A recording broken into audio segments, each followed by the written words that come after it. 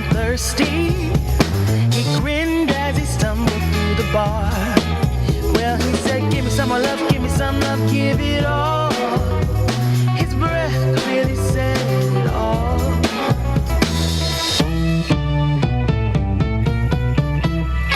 His car was parked behind the back door.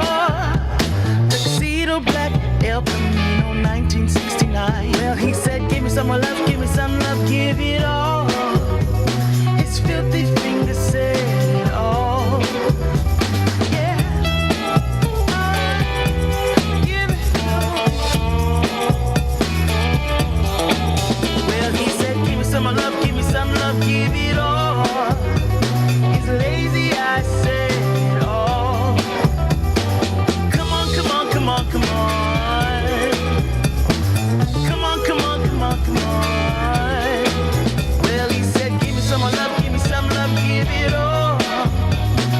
Give me some more love, give me some love, give it all. He said, give me some more love, give me some love, give it all. Give me some more love, give me some love, give it all. All right, give it to me, yeah. All right, come on, come on, come on, come on.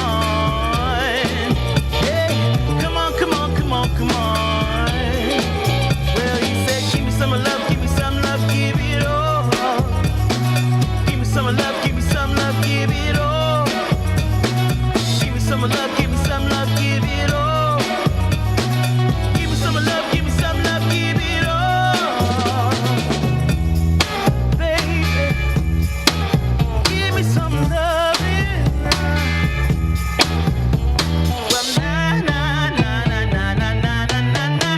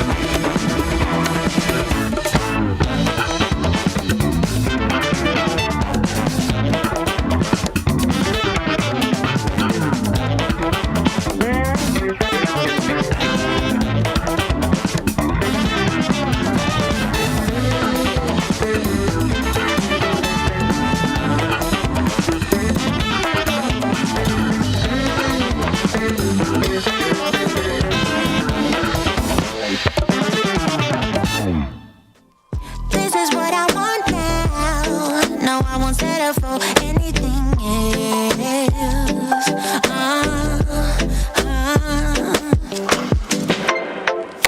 I can't keep pretending. It's not getting to me.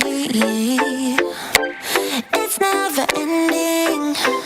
Can't give you what you need. Oh no, no. You're misbehaving. Yeah, it's getting to me. It's never ending. You can give anything, so you can go, go, go. Go, go, go, go, go. Yeah, so I can focus. I just need to focus on myself. Oh, you better go, go, go. Go, go, go, go, go. Yeah, so I can focus. I just need to focus on myself. Yeah.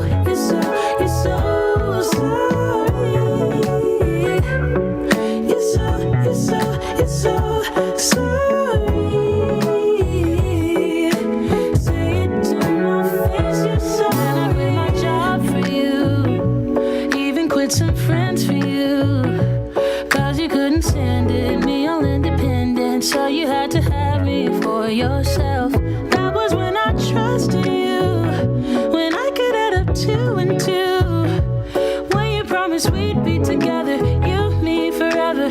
Now there's nothing left to lose. And though I understand it's hard sometimes to make up your mind in these trying times, yeah, I just can't accept you leaving me when I'm overseas with the heart so heavy. Think that I deserve the truth for once, not a guilty tone, 'cause you're not alone, yeah. You said you wanna come home, but I know you don't. So this time I won't hear it on the phone. If you got something to say to me, then say it to my face. What it's all about, why you're bailing out. Think you owe me an apology. Just say it to my face. You're sorry. You're so sorry. You're so sorry.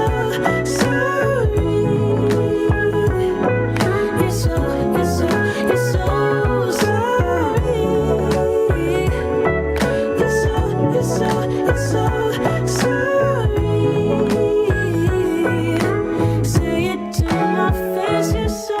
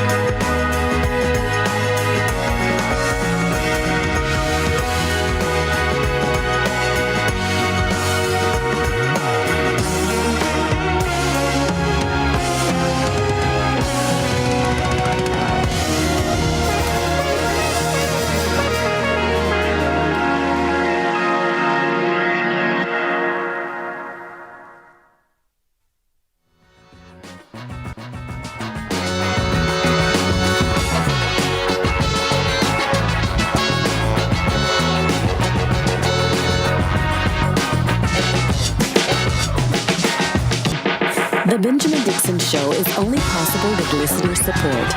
Go to www.patreon.com/The BPD Show.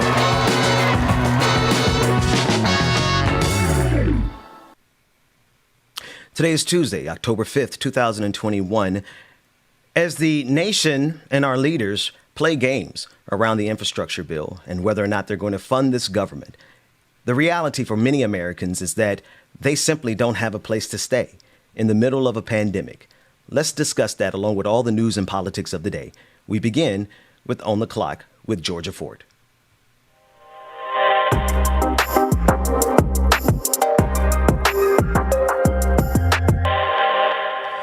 This morning, Georgia Fort is on location.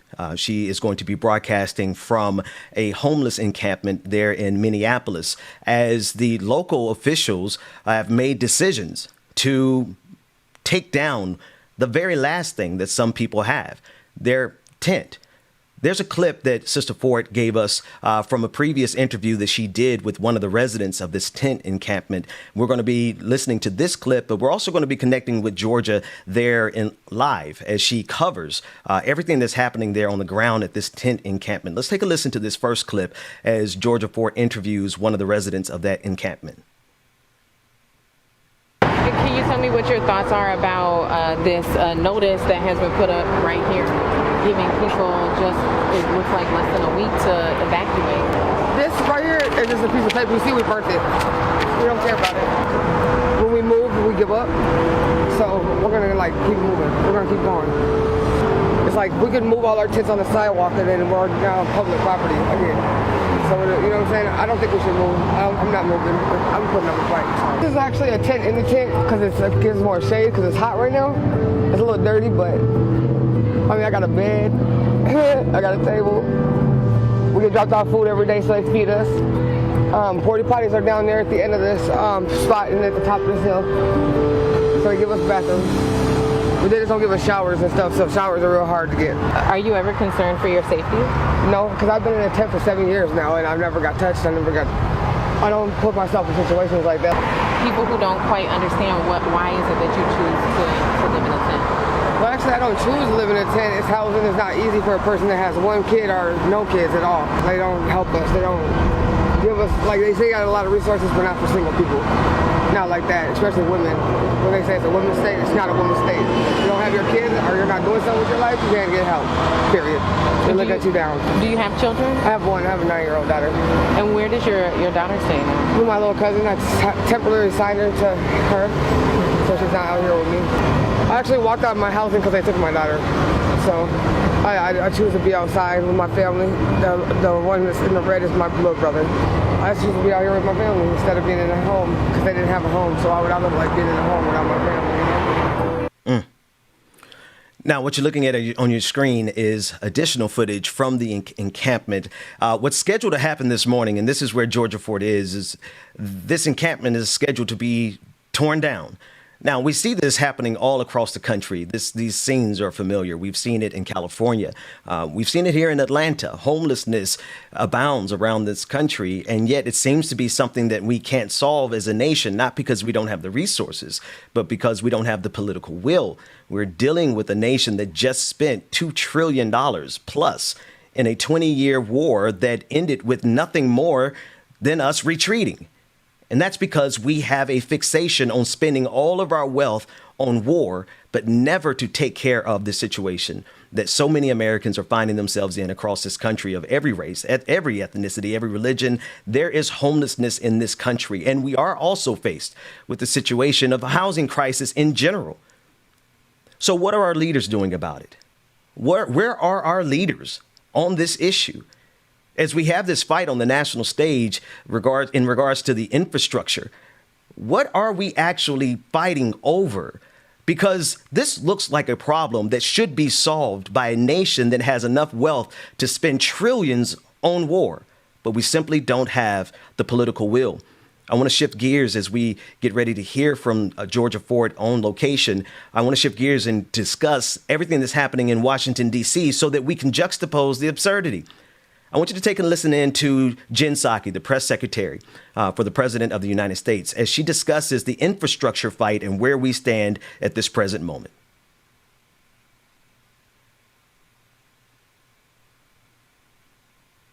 Republicans in Congress raised the debt 3 times when Donald Trump was president, and each time with Democrat support. But now they won't raise it, even though they're responsible for more than $8 trillion in bills incurred in 4 years under the previous administration. That's what we'd be paying off. They won't raise it, even though defaulting on the debt would lead to a self-inflicted wound that takes our economy over a cliff. Almost $8 trillion during the Trump administration, $676 billion during the Biden administration. So what Senator McConnell is refusing to do is to pay the debts of what were rung up under his leadership and when Trump was president. The meteor is headed to crash into our economy.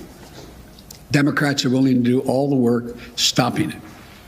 Republicans just have to let us do our job. just get out of the way.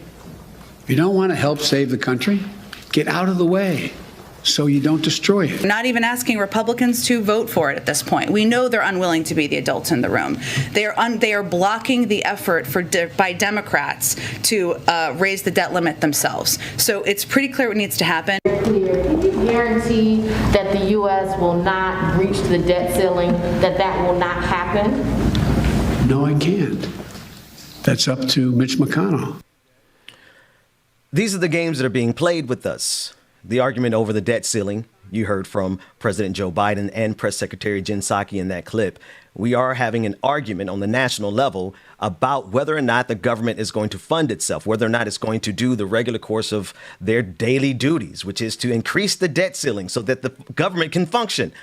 This is what they are there to do. But then when we look at the reality of what most Americans are facing, most Americans really don't have a lot of time to be concerned with the games that are being played in Washington, D.C. As you can see on your screen right now, the debt was exacerbated underneath the Trump administration. And anyone who is saying that they have no willingness to increase the debt ceiling is dealing in bad faith. And it is a great turn to see the president of the United States deal with the Republican Party the way they should be dealt with.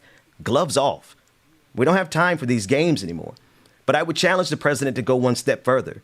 Consider the residents of the tent encampment there in Minneapolis.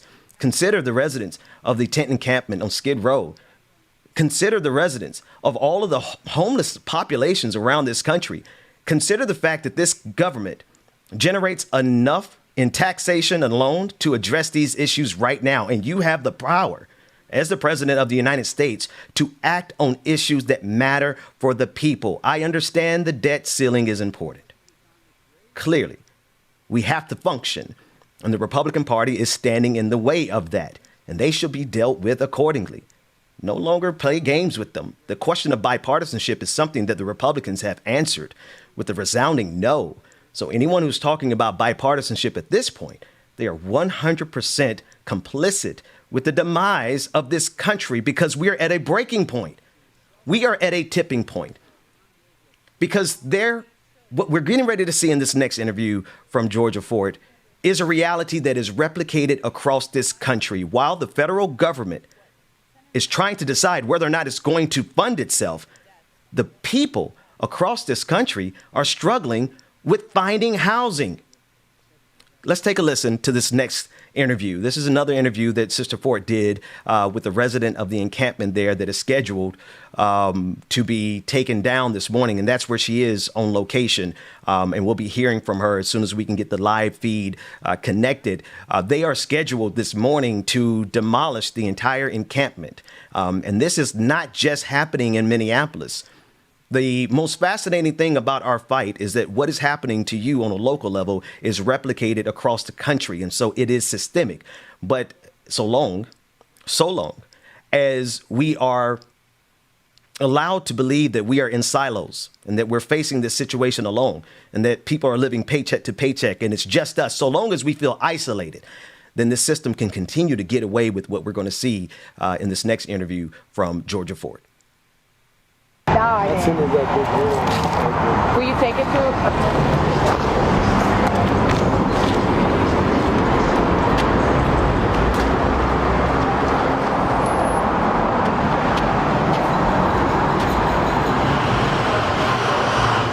Montez, how long have you stayed out here? I stayed out here. I was at that tent city for a whole year, and it been basically like 7-8 months here. I mean, like the traffic, you see all of the cars are constantly going by, and buses, and there's a train above you. You're under the bridge where the train is. Is that hard to sleep through? Yeah, it is hard sometimes, but it's not, because it's always loud and stuff like that. You know what I'm saying? I'm used to it. So it'd be like too much stuff going on at night, like, shooting and stuff like that. And that's what be waking me up and shit like that, is the shots and stuff like that, you know what I mean? So it's just like scared, you know what I'm saying? Because just like a couple days ago or last week, a girl had got killed, down here. And, our uncle, who we call, Uncle Dre, he died in his tent. And then, they had burnt his tent, that his spirit. his spirit go, you know what I'm saying? That's what he wanted. You know, he wanted his stuff to be burnt. You know what I'm saying? Yeah. Why it's here, you know, not to get taken down and thrown away. He wanted his stuff to get burnt with him before he could, you know, before he could get left up, you know, away, and his spirit to get left, you know, and stuff like that. So I'm gonna wrap this up because I know you were in the middle of doing different things, but the city of Minneapolis has put signs all throughout this encampment saying that they're getting ready to close it down on October 5th. What are your thoughts about their approach, and do you think that they gave you enough time? Like, yeah, they gave us enough time. A lot of us enough time because they been saying they gonna, you know, take the tents, you know, down, take the tents down, you know. And I've been telling people, like, if they was gonna take the tents down, they'd put up signs, you know what I'm saying, and say we gotta, you know, evacuate and go, you know, find out shelter, you know, find shelters and stuff like that. That's what they did to us on 13th and 9th, you know what I'm saying. My Uncle Red had tried to fight, you know, for us staying there, you know what I'm saying. He did it before, and we ended up staying there, you know, throughout the whole time, you know what I mean. Some people were staying there for 2 years, you know what I mean. It was just like 4 or 5 tents, you know what I'm saying. Then a lot of people, more people start coming and stuff like that. Do you think that's going to happen again? Because they're going to shut this down. Do you plan to go to a shelter, or are you going to take your tent and find somewhere else to go? I plan going to a shelter and getting me housing.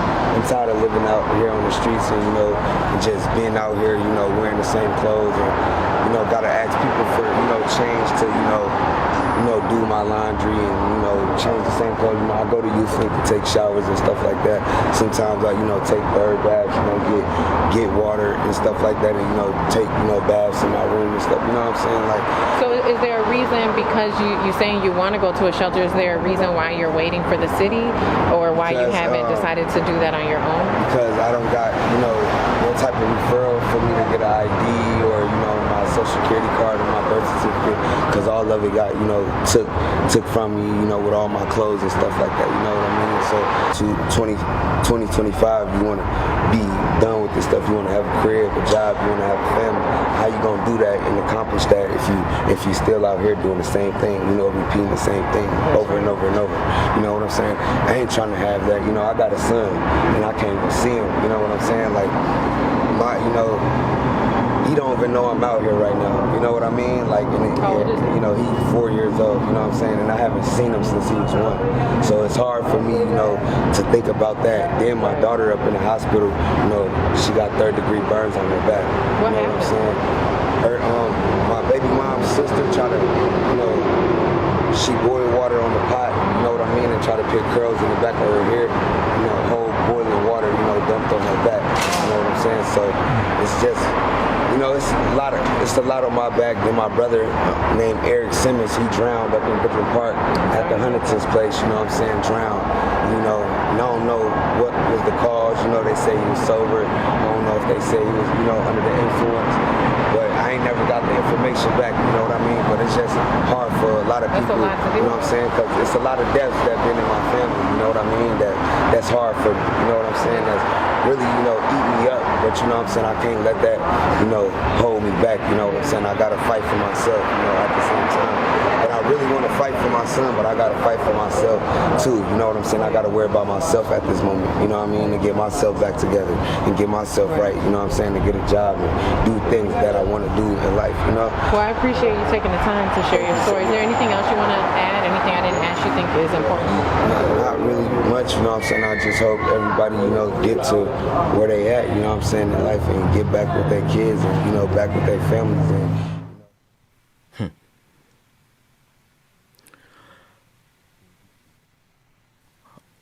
All right. We're getting ready to go now live to Georgia Fort, who is on location at the tent encampment there in Minneapolis. And again, this is something that is replicated across the country, without question.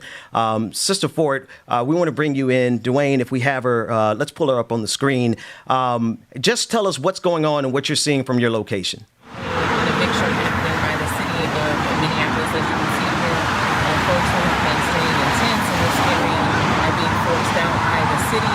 We've seen, if you look over here, you can see one of the city vehicles there, along with one of the person's belongings. And if you take a look this way, you can see a very large dump truck. They've actually sectioned off quite a bit of the road. You can see all those cars. They're not allowing anybody to pull up to the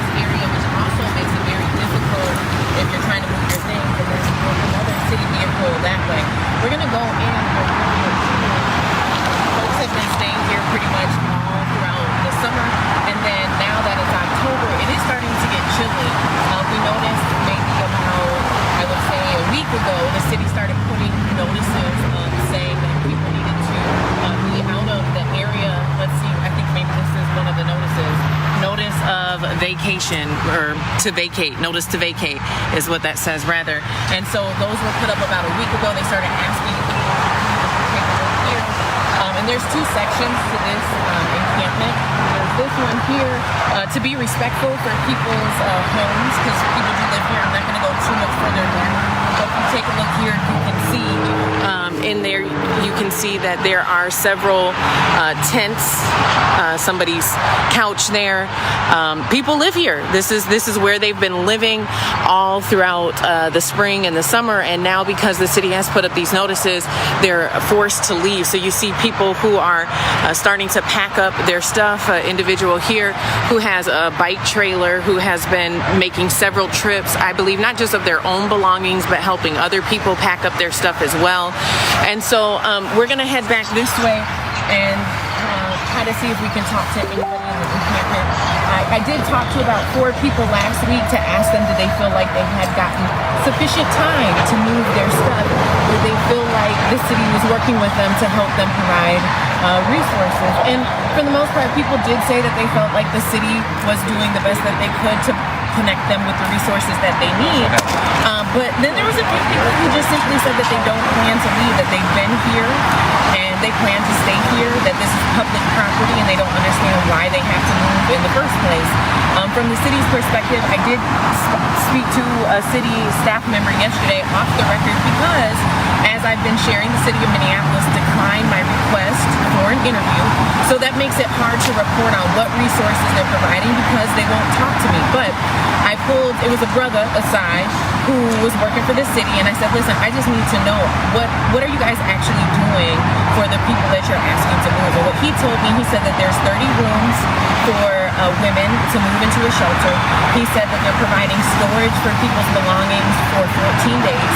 And then he also said that they're working on a contract to be able to provide some people to stay in a hotel until they find shelter, or at least for up to 90 days.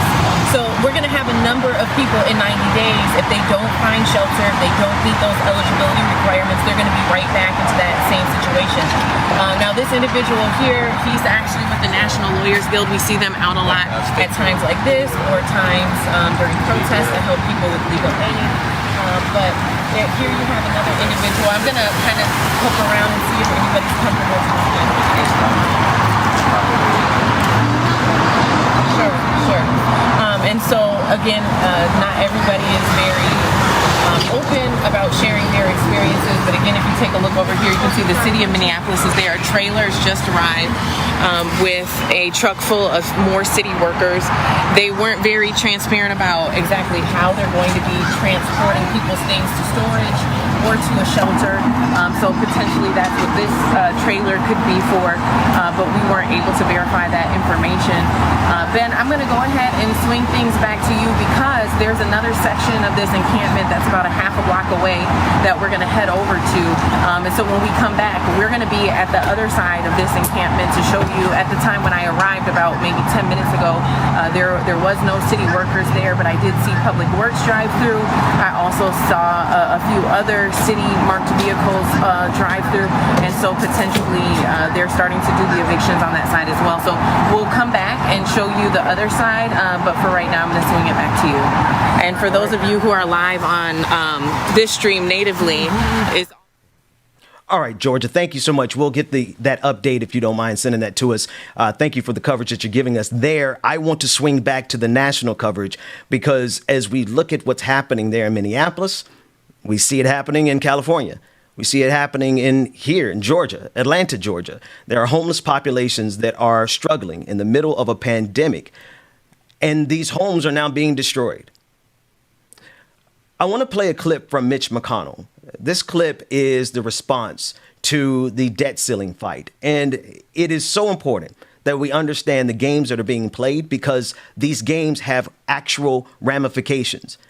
I just want to start this segment by saying there's literally no reason for homelessness to exist in this empire. We have enough empty homes.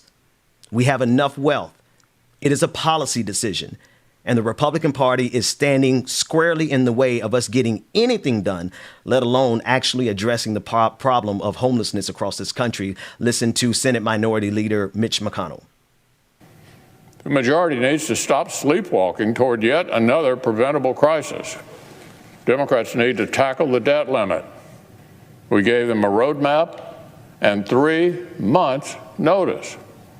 I suggest that our colleagues get moving. Get moving. Addressing the debt that was created and exacerbated by Donald Trump underneath your leadership with Paul Ryan with the 2017 tax cuts that ballooned our debt. And now it's the problem of the Democratic Party to fix something that you all created. This is something that we've seen time immemorial. Every single time a Republican government comes in, an administration comes in, they get us into a war, they run up the tab, and then some Democrat comes along and tries to fix it by enacting policies that we have to argue over anyway, because we understand that even those policies that come in Democratic administrations do not address the problems that we're seeing in communities like Minneapolis right now this morning, where families in the middle of a pandemic are struggling to find homes in a country with more homes than homeless people. So while I cannot hold the Democratic Party up to be something that is a chimera, something that we should chase after because they have a lot of work to do, the fact that Mitch McConnell has the nerve, the unmitigated gall to put us on the clock as it pertains to the debt ceiling when he himself created the debt in conjunction with Paul Ryan and Donald Trump, giving away tax breaks to the richest people in this country and corporations. And oh, by the way, some of the very people who have been collecting money from the military-industrial complex all along. They're getting richer. They're getting fatter. They're getting wealthier while the American people are struggling. This is a response. This next clip is from Joe Biden. This is his response to all of the arguments over raising the debt ceiling, the infrastructure fight. Let's take a listen to the president. Your aides have talked about your abilities to be a closer on deals. Why were you unable, Mr. President, to close the deal with members of your own party on key parts of your legislative agenda last week? Thank you. I've been able to close the deal on 99% of my party. Two people. That's still underway. And just watch, Mr. President, you're talking about how you have 48 Democratic votes right now. The other two have been pressured over the weekend by activists. Joe Manchin had people on kayaks show up to his boat to yell at him. Senator Sinema last night was chased into a restroom. Do you think that those tactics are crossing a line? I don't think they're appropriate tactics, but it happens to everybody. From the only people it doesn't happen to are people who have Secret Service standing around them. So it's part of the process. The president there, speaking of Kyrsten Sinema and Joe Manchin. Kyrsten Sinema was met with protests from her constituents over the weekend, and there's a debate over the tactics. But that's not a debate that I want us to engage in, because the argument really is over Joe Manchin and Kyrsten Sinema, who have put themselves squarely in the way of progress along the lines, along the side of the Republican Party. Let's be clear. The people who are supporting Joe Manchin and Kyrsten Sinema in this moment, as we look to the Republican Party to not stand in the way, the fact of the matter is we could do whatever we wanted to do because we have the majorities. And if Joe Manchin and Kyrsten Sinema insist on standing in the way of progress, then we must call them out for what they are. I do not believe that they should be comfortable anywhere they go, whether it be Joe Manchin's yacht or whether it be Kyrsten Sinema's triathlon. Wherever they are representatives of the people, and therefore they should be held accountable to the people. No apologies. Not in the pandemic. Not when so many people are homeless across this country. Not when we are actively working out live coverage to make sure that the voices of unhoused people are heard as they are getting ready to be evicted from what they have. The only thing that they have, their tent encampments. Meanwhile, all of this homelessness across the country could be addressed and resolved with the stroke of a pen, and the kind of money that this government collects from us, and the kind of money that the 1% has been avoiding paying in taxes. We're going to keep an eye on all the things that are coming up in Minneapolis. We're going to hear a little bit more from Georgia Fort as we get connected with her again, and she's giving that coverage. We also are coming up in the next segment. We're going to be speaking with the author of The Brainwashing of My Dad, Jen Senko. It is a phenomenal book that is being released today, and it's based on a documentary that I encourage everyone to get the book as well as a documentary. We'll be speaking with her at 8:45. That said, there are so many issues that we have to cover, so many topics that we have to unpack. But right now, we're out of time. We'll be back with more coverage coming from Minneapolis. Georgia Fort is on location. We're going to keep our eye on that location throughout the rest of the day because we want to make sure that the voices of the people are heard. Because in the midst of all the noise, in the midst of all the arguments, in the midst of all the debates, real life is happening. This may be a game to people like Mitch McConnell. This may be a game to people in power or political leaders. This might not impact them. But rest assured, anybody who is facing the kind of crises that Americans are facing in the middle of this pandemic, this is not a game for them. And so their voices must be amplified. And we have to do more than watch. We have to begin to act. We're going to go to a quick break. When we come back, more of the Benjamin Dixon Show. We're going to stay connected with Georgia Fort on location. Like it or not, the entire program is coming to you this morning, and we'll be back after this.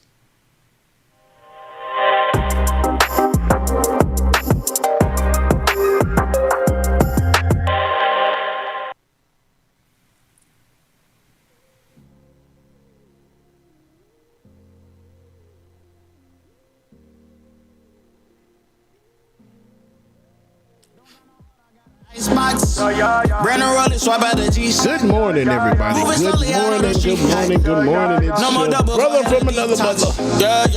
Came from the trenches, they ain't showing us no love. Good morning, everybody. When it was a hug, yeah. We on the block like every night to catch a buzz. Get the cash and take my family out the hood, that's a must.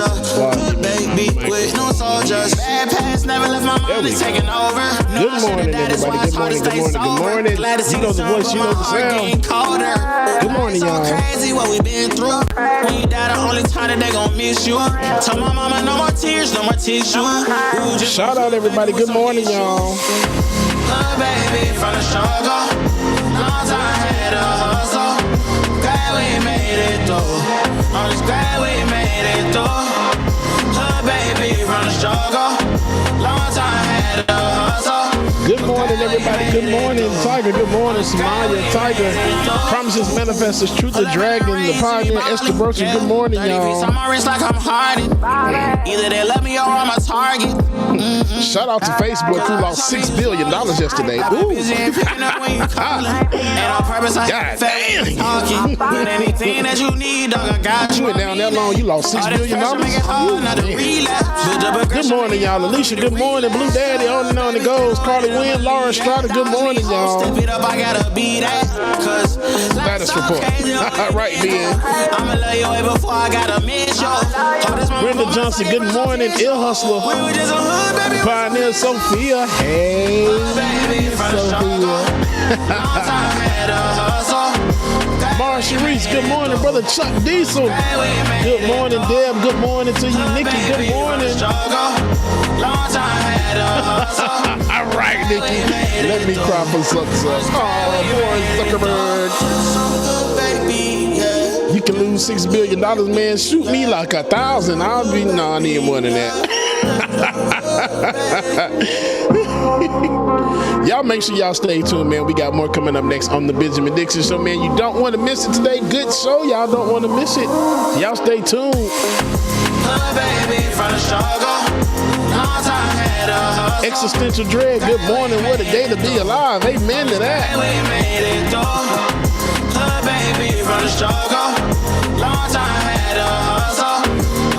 Good morning again, y'all. Good morning.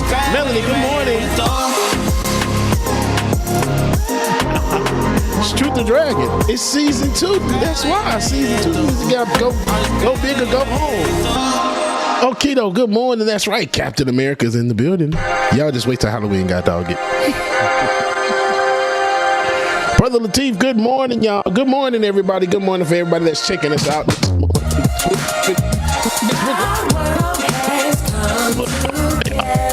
Crazy. I can't say that. Please stop it. Good morning. I think tonight I'm gonna make it mine. I stepped out, stepping on next. Lil baddie, cashing big checks. I bought the whole block out, now that's a big flex. Peeping out my Uber window, like what's next? Got new levels and new devils out the wazoo. Ain't no worries, life gets better when you find you. And if you mind you, peace will abide and hide you until it's time to start anew. So live it up, we grown, ain't got no curfew. Who brought the bad vibes? Tell that bitch move. Walking all in my inner, that's Iris Jones, good morning to you. Mad that I survived all your sad attempts to send me to the sky. But I've been in the wind, been had wings, I was always this fly. Good morning, Mama and Daddy. Love you. Good morning, Mama and Daddy. Good morning, Q. Love you. So get glad, find out why you sad. All that jealousy, you should subside. I think it's time to turn that mirror on you. Put it up close for a clear view. And look deep down inside. And soon you will find a pretty soul that needs more shine. My world has come together. Lily, good morning.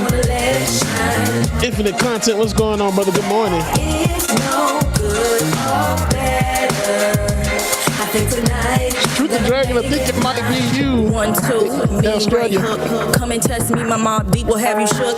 It's a marathon, but baby girl, never let up. No need for speed, but keep your foot up. Brandy, good morning. Ain't worry about Iris, good morning. You better when dance in the God made office. me to be an ice cold meadow. Why are you always pressing Roller Dragon, good morning. Starshine Song, what's going on? Good morning. Have you seen it like the shine lights? You tried, but you could never dim my light.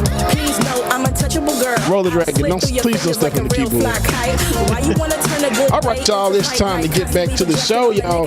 Welcome back to the screen. My brother from another mother, Dwayne, roll that intro. Benjamin Dixon, let's go. You in the big world of danger, cause you dwell in that drama.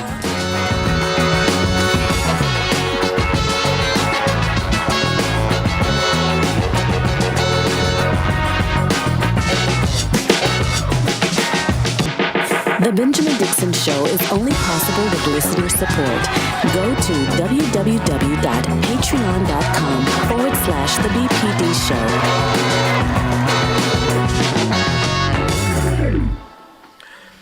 Welcome back, everybody. It is Tuesday, October 5th, 2021. Welcome back to the Benjamin Dixon Show. I'm joined by DJ Exclusive on the ones and twos. How you doing, brother? I'm doing pretty good, sir. Looking at this camera going through different lighting phases over here. Seeming like I'm in the Matrix, but it's okay. Good morning, brother Ben. How you doing? Man, I'm doing good, man. We are still connected with Georgia Fort, who is on location, who's covering the homeless encampment that is getting ready to be evicted today in Minneapolis. And James, like, you know, you've seen it here in Atlanta. It's like it's almost like every city's best kept secret or worst kept secret is the homeless populations. But like, I mean, they're here in Atlanta too. Oh yeah, most definitely, man. And that's just sucks to hear, especially like today, you know, here in Atlanta, it's raining. I think it's raining the whole week. So it's just like, now what happens to those people that are out there? I know at one point under 20 East, once it merges on the 75 South going on, there used to be a homeless encampment right there that tents, everything set up. It was like a small tent city. Now that they've put boulders and rocks there, I guess, to stop them from trying to sleep right there. But people get creative and they still sleep. They find any type of way. But, you know, my heart goes out to them because now here it is, it's raining and they have nowhere to go. Homeless shelters are being overrun and overcrowded and they only have so many spaces. So it really sucks. Yeah. And in the middle of a pandemic, no less. Middle of a pandemic, man. That's the thing. That's the insult to injury. Dwayne, do we have Georgia? Do we have her on location still? Okay, we're gonna bring Georgia back into the conversation because we want to keep our eye. That encampment, that specific encampment, is scheduled to be demolished and evicted today, and that's why we're bringing live coverage of that because. I mean, what else are we going to use our platform for if not to fight for the people? You know what I mean, James? Absolutely. In the meantime, while we get reconnected with Sister Ford, actually, there she is. She's on location. And, you know, if she's giving us some narration at this point. Yeah. It is really, really difficult. I think Ben Dixon is picking up our feet again. And so here, if you can see here, there are some community vehicles that are here to help. Police have arrived on the scene. You can see on the other side of the median. But yeah, this is really difficult because it is literally an encampment that is formed on a median, and if you take a look over here under a bridge, there are a few tents under the bridge as well. And so we spoke with one of the residents who is actually living under the bridge there in that tent. But police have arrived on the scene here. You can see over there, and maybe just for the vehicle, which I realize may have been the vehicle of the person who is helping me out this morning. But yeah, there are a number of city workers. There's also some individuals who are from community organizations. You can see there in the orange who have come out to help. When I've covered these evictions in the past, typically you do see a number of folks who want to come out and who want to help. When I published the interviews of the 4 individuals that I spoke with who were living here last week, that's a lot of the feedback I got was, hey, what can we do to help? What support can be provided? And if you heard the interview I did earlier with Deanna, who says that, you know, her husband passed away, and that's part of the reason why it's been hard for her is because she's battling depression and substance abuse. And so she's in a position where she's trying to find housing. She said she wants to go to a women's shelter, and she said she does feel like the city gave her adequate time and has tried to connect her with resources. And so I do think that that is reassuring to hear, but it doesn't really minimize the trauma that people have to deal with, who are already dealing with a lot, and then they are now facing another level of displacement. So that's another city truck that is circling the area. It's a pretty big perimeter. For those of you who have been on with us from the beginning, this is an encampment that spans from right here at Cedar and Franklin, and you go up here on top of the hill. There's about another 24 tents there, and if you head about a block over underneath the 94 bridge, there is about another 12 or 2 tents over there. And so this is a pretty large encampment. Some of the tents have left. When we came here last week to do interviews with the residents, we saw this space here, you can see, is cleared out. That space there is cleared out as well. There were tents covering this entire median area, and so people have been moving out, but as you can see, there's still quite a few tents here, and so some folks have said that they plan to stay. I was hoping to bump into some of the residents I spoke to last week. I'm not seeing them, and also trying to be respectful that some people really don't want to be on camera today. People don't want to talk today. Today is a traumatic day. A lot of emotions coming up from having to pack up and move again. A lot of emotions coming up with having to part ways with your community, the only community that you know. But you can see city vehicles have now parked here. A very interesting, I would say, tactic that we're seeing from the city of Minneapolis, which is different than what we've seen in the past. In the past, we've seen them bring out bulldozers. We've seen them bring out even police officers to help clear this area out, and we're not seeing that this morning, so it looks like they're taking a different approach. You can see down here there is a few individuals from different community organizations who are trying to connect individuals with services. And so I saw that when I was here last time as well. Individuals out here passing out water, passing out food. In fact, under this bridge here, I don't think it's there anymore, but when I was here last week, there was actually a little bit of a kitchenette where people would come and drop off food. And so from the individuals I spoke to, they told me that that there's always food here, that, you know, people come and drop off clothes and food, and so they feel like they really have everything that they need. We're seeing more vehicles pull up that are not necessarily city trucks. They're not dump trucks either. So we'll have to kind of wait and watch to see what their role is going to be in all of this. Or just saw 2, it looks like Sunbelt trucks pull up. Georgia, I'm going to jump in there, and we're going to stay connected with you. Yes. Okay. Georgia, thank you for that ongoing coverage. James, I mean, honestly, that looked like it could be, you know, I-20. You know what I mean? That looks like it could be the highways, you know, and the I-10 corridor, you know, underneath the bridge, the different bridges across the I-10 corridor, man. It looks just like some places I've seen in Boston. Every city that I have ever been to, I've seen homeless encampments of some size and some scale. Right.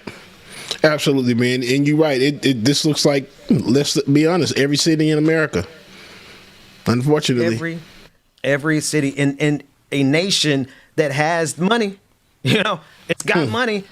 You know, this country got there's so much money being circulated around right now that they're doing these things. You could probably tell me more about it than me, James. These non-fungible tokens, right? These NFTs that people are spending, like they have so much money that they have to get creative as it pertains to how they spend their money. And creating their own currency. Right.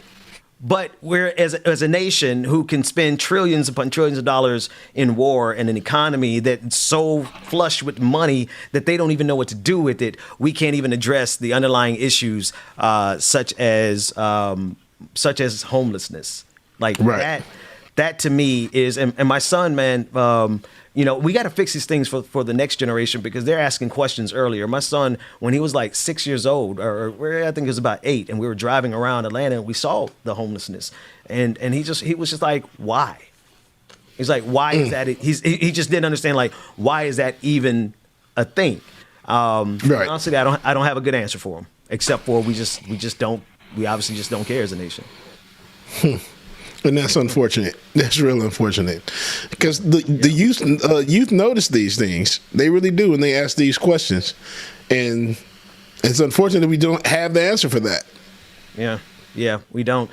Well, coming up in the Like It or Not hour, we're going to be discussing Facebook shutting down yesterday for what seemed like eternity. And it was shut down long enough, as you saw on the screen earlier, James. Mark Zuckerberg lost about $6 billion yesterday.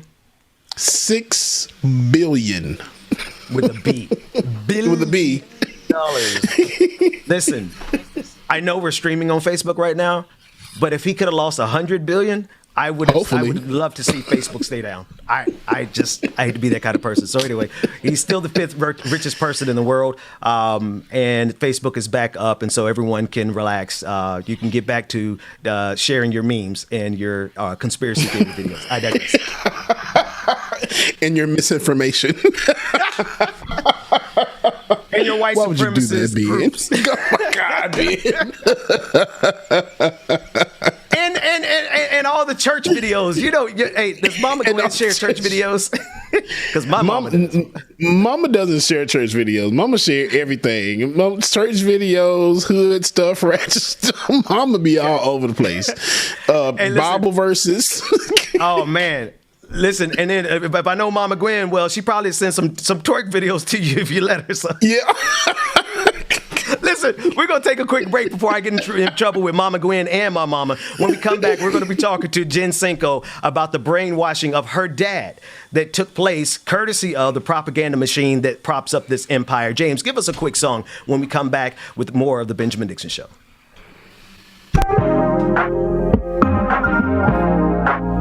All right, y'all, make sure that you stay tuned. Good interview coming up next that you do not want to miss. Stay tuned, man. Good morning again, everybody.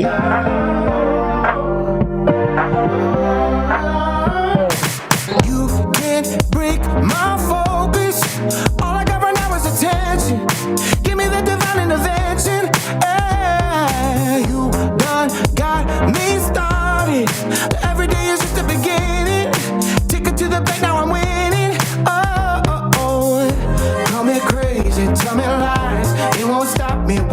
rise. No more anchors holding me down. All I need is more. Kevzy, good morning, brother. No more chance for me to win it. Jeffy Hall, good morning. Every time I dream, I catch it. I know how to make it happen.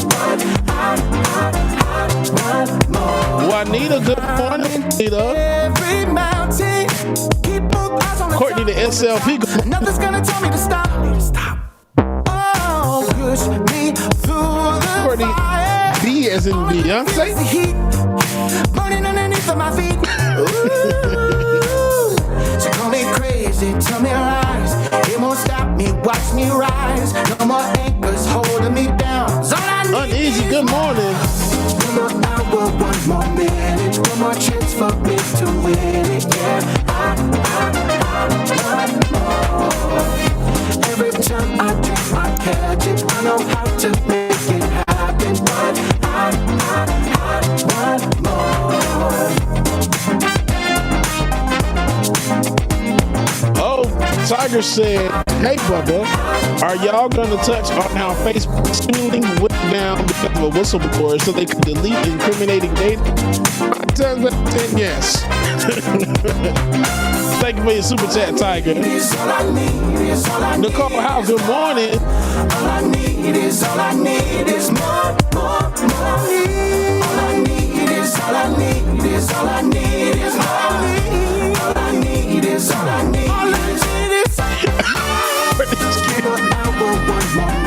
oh my God! I'm like, Courtney, you talking about Beyonce? No, Courtney. No, this is not me though. Every time I dream, I catch it. I know how to make it happen. One more. All right, cool.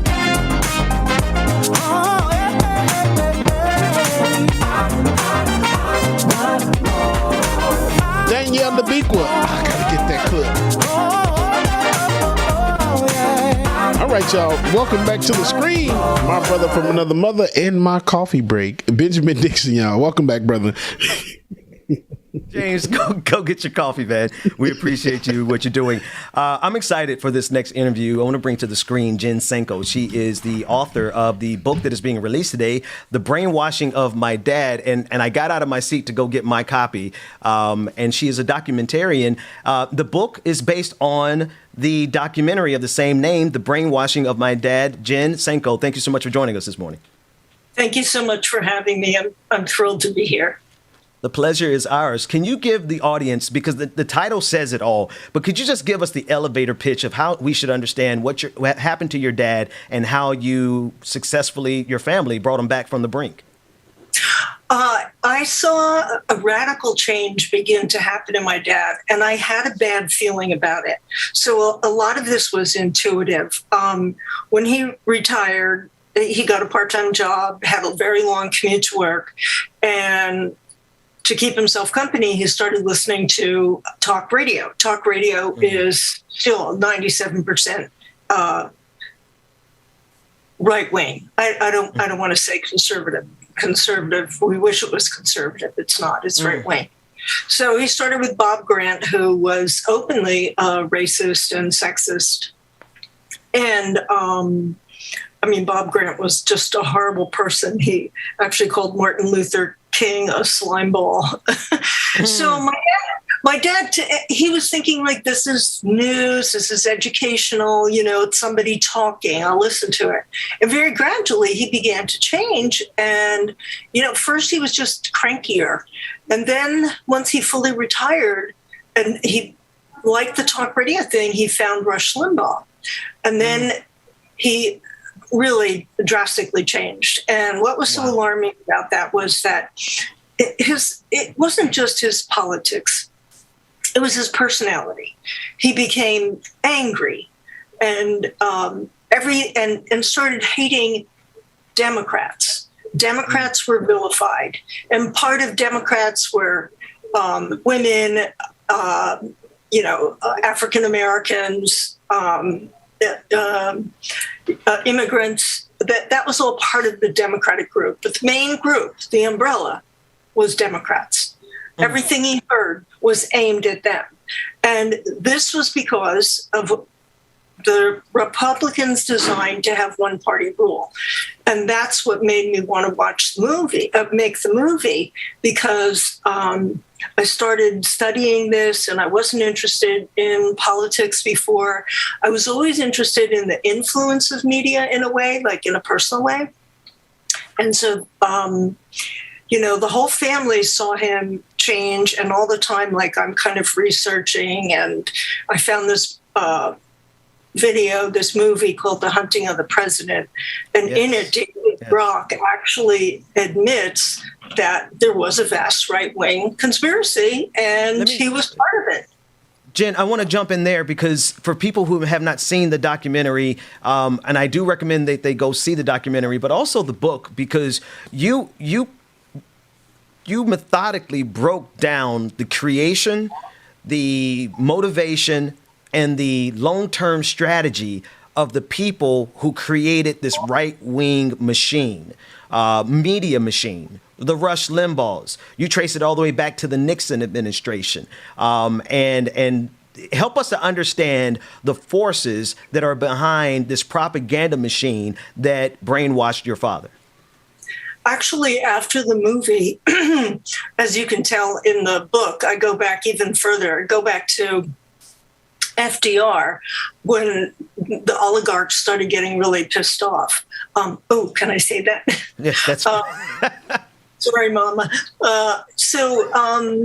They started getting angry, but, there were no plans made. And then in the 50s, 1954, Brown v. Board of Education happened. And there was this economist, James McGill Buchanan, who was like, I don't want us paying taxes for, kids to go to school, especially African-American kids. We want to keep them down because they're Democrats.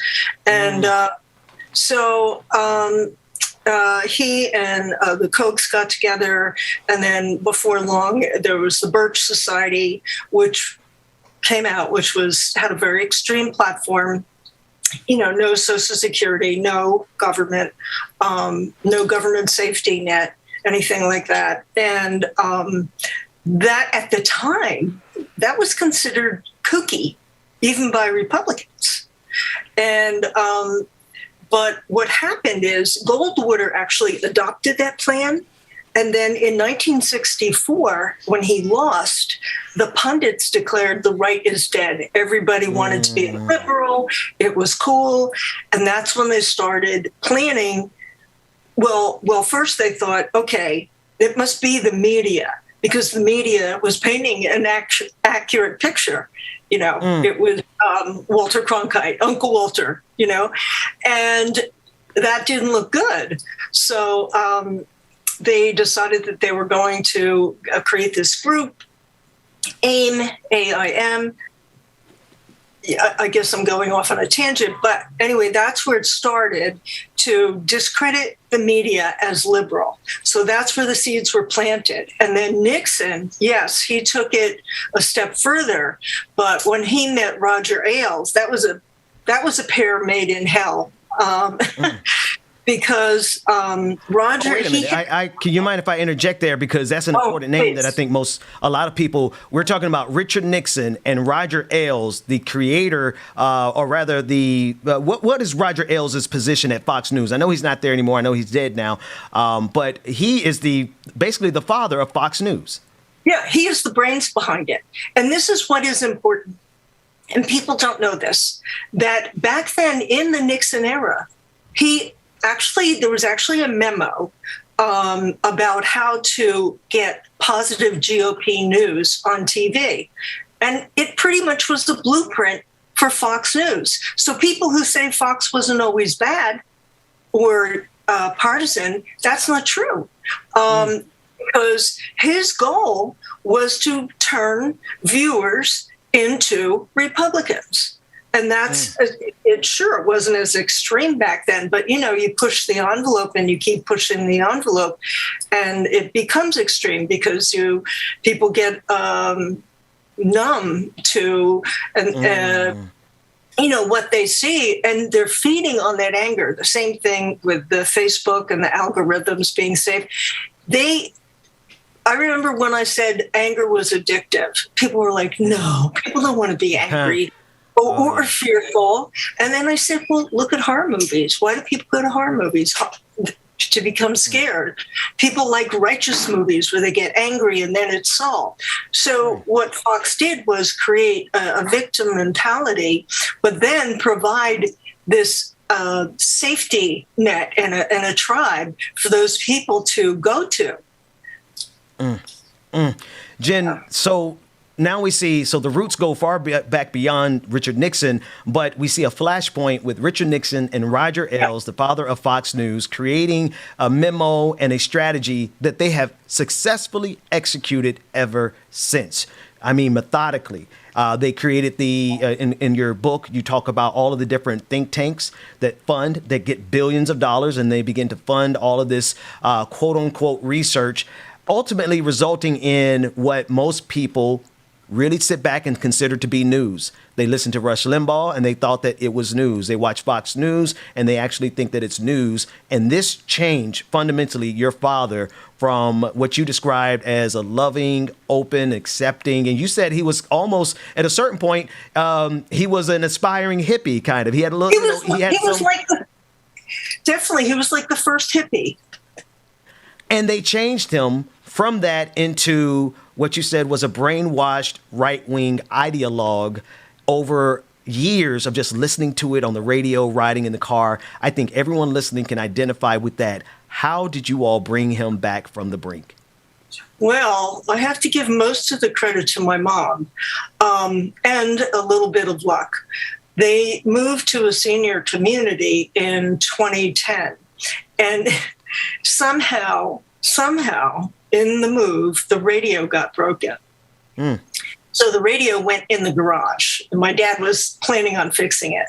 But it kind of like broke that habit, and he started eating lunch with my mother again.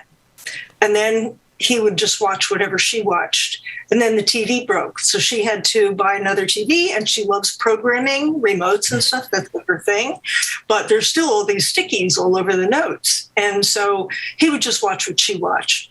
Then one time he got pretty ill with a kidney stone, and he had to go to the hospital for a week. And back then he had like clunky computers and his email was piling up. And she asked me, will you delete some of his email? I said, Mom, it just keeps coming. She got on there and unsubscribed him from a lot of these emails and started subscribing him to alternative media like Truth Out, Truth Digs, Center, Left, whatever. And one day he said to her, Obama's a good guy. I kind of like him. Wow. After you unplugged him after your mom, shouts out to that intervention and the universe intervening with the broken radio. But once he was disconnected from all the propaganda, you got your dad back. Oh my God, and even better. That is amazing. The name of the book is The Brainwashing of My Dad. The documentary is of the same name. And I just want to read your dedication at the beginning of the book. You said, for my dad and my country. Jen Senko, thank you so much for this book and the documentary. Thank you so much for having me, Benjamin. And thank you for what you do. The pleasure is ours. Dwayne, I want to shift back. If I'm not mistaken, they are actually starting to bulldoze the homeless encampment there in Minneapolis. If we have footage or if Georgia is live, I want to go there before we take a break because I don't want us to miss what's actually happening on the ground. Let me know what we have, and if you want to just pull it up, we'll follow your lead on that. Okay. All right, so we're going to be joined back, James and the whole team. We're going to be joined back with Georgia momentarily. And so what we're going to do then instead, let's take a quick break.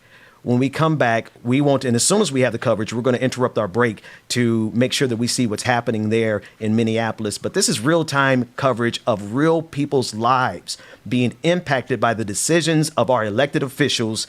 And if I'm not mistaken, we're not going to break. We're going straight there. Let's bring it up. Okay, let's do it.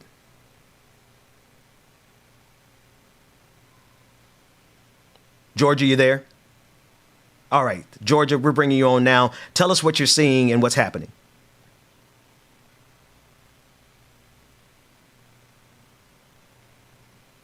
Okay.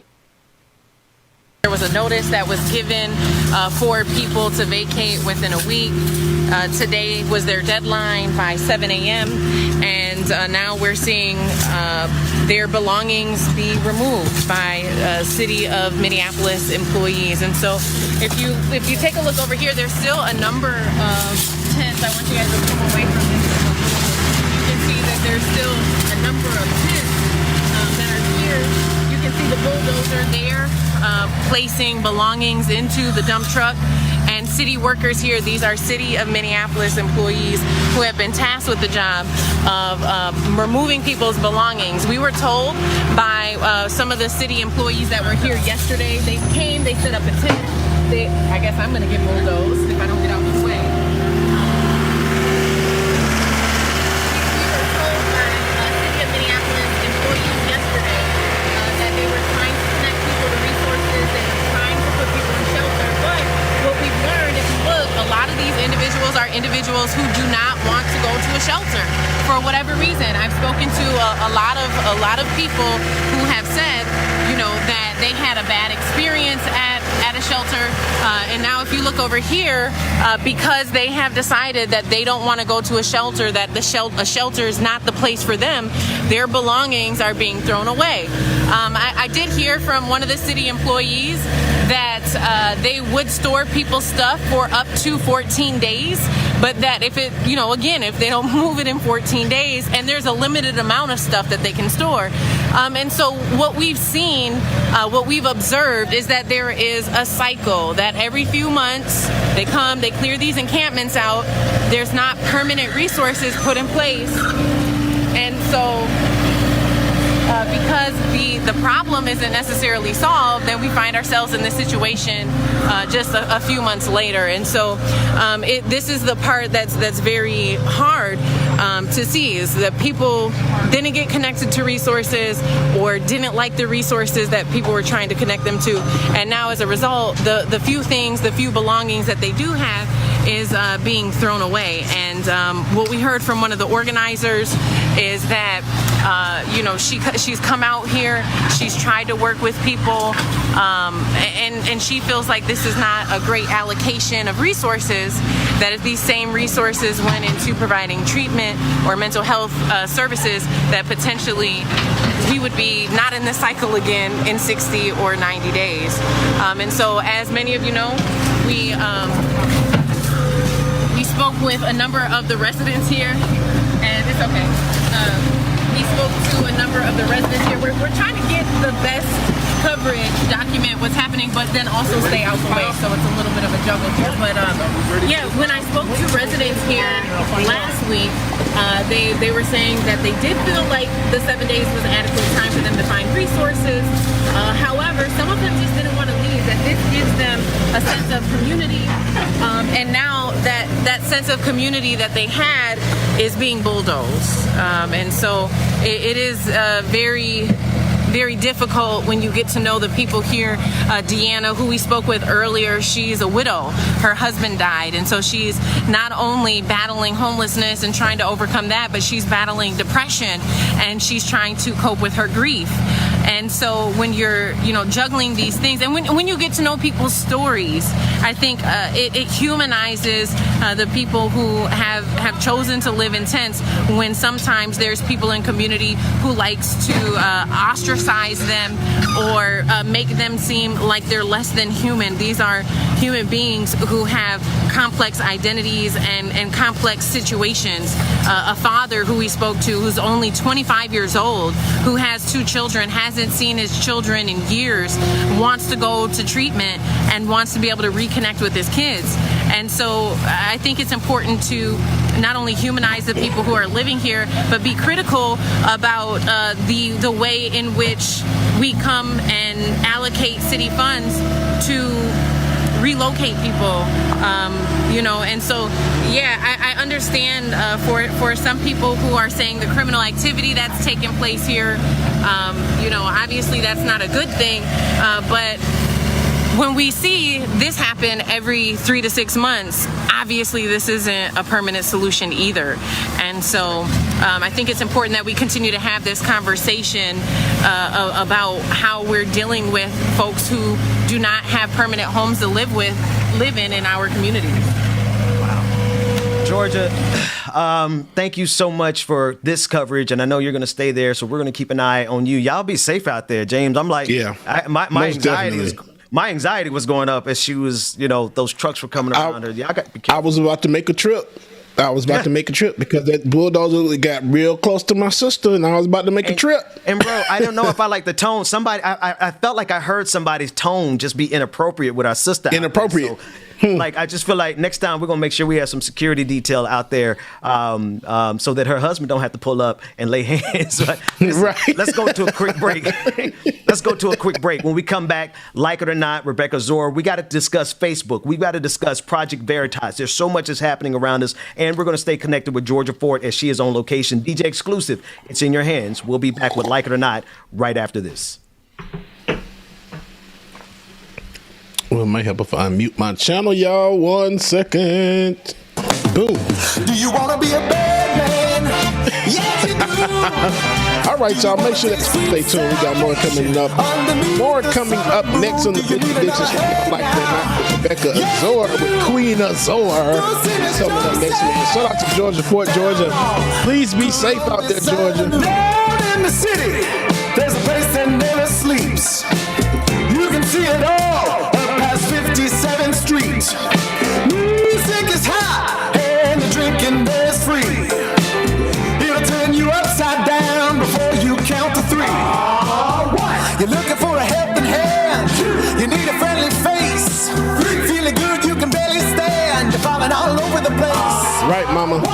Mama said homeless people aren't just drug addicts, and I think that is a common misconception. A lot of stuff happens that we don't know about that these homeless people go through.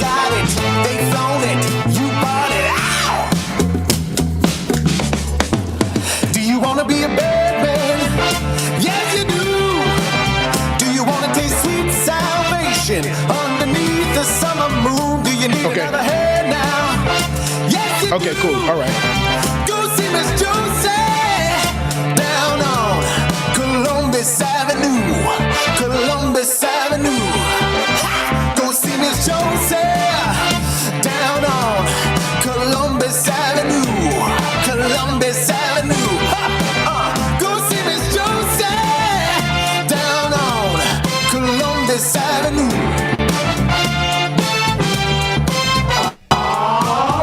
You're looking for a helping hand. You need a friendly face. Feeling good, you can barely stand. You're falling all over real the quick. place. I almost forgot this. You're looking for a helping hand. You need a friendly face. Feeling good, you can barely stand. Real quick, while we got time, we'll go ahead and get our new Twitch subscribers and new patron members read off before we get into the next song. Nick E has resubscribed to the Patreon. Nick E, welcome. You get to hear the exclusive remix to Like It or Not. New Twitch subscribers, we have Chick who resubscribed and commented, good morning. They have been subscribed for over 6 months now. Brown Coat Blue resubscribed. Sis Q Cat resubscribed and commented, Grand Rising, beautiful people. They've been subscribed for 13 months. Shout out Sis Q Cat. Good morning to you. Sis Q Cat gifted 1 community subscription as well. Jam Tune gifted a subscription to Barkley T, and Jam Tune also gifted 2 community subscriptions as well. Shout out to Jam Tune. That's my sister. Love her, mean it. Thank you, Jam Tune. Barkley T gifted 1 community subscription. I just love this community. Y'all be gifting stuff. Can you have somebody give me something? No? Okay, cool. The Chicken Fried Dragon gifted a subscription to the Emo Dragon, Mute Francis, Dindar Boulevard, Game Set John, Action Jackson, and Wilco 93 plus. Excuse me. Thank y'all. Michael McAllister Zero gifted a subscription to Lucid Fox. J.N. Lee 1981 gifted 5 community subscriptions. Y'all just in a giving ass mood. I love this. I love to see it.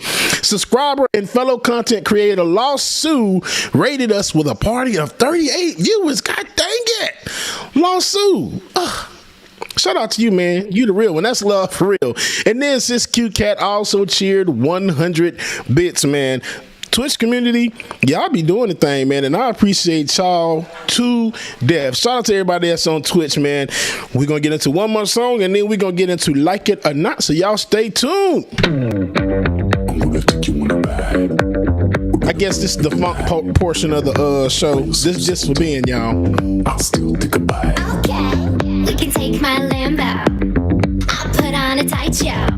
You sure you can handle? We be faster than Django.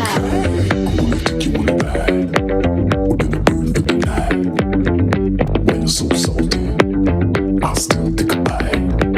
We can take my Lambo. I'll put on a tight show. I'll put on a tight show. You sure you can handle? You sure you can handle? We be faster than Django. What did you say?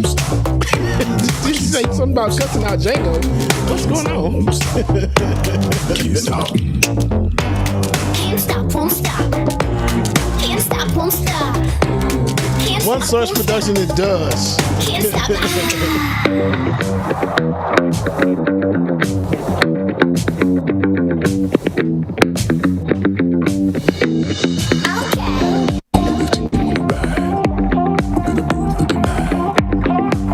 So salty. You sure you can handle?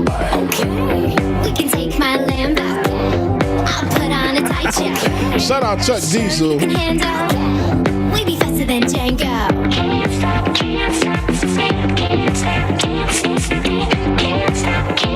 Sylvia Jones, good morning. Kelly Logain. Good morning, Kelly. He's good morning. Can't stop, won't stop. Six Dragon Daddy, good morning. Brother Goku, good morning to you. Can't stop, won't stop. Can't stop. Can't stop. Can't stop.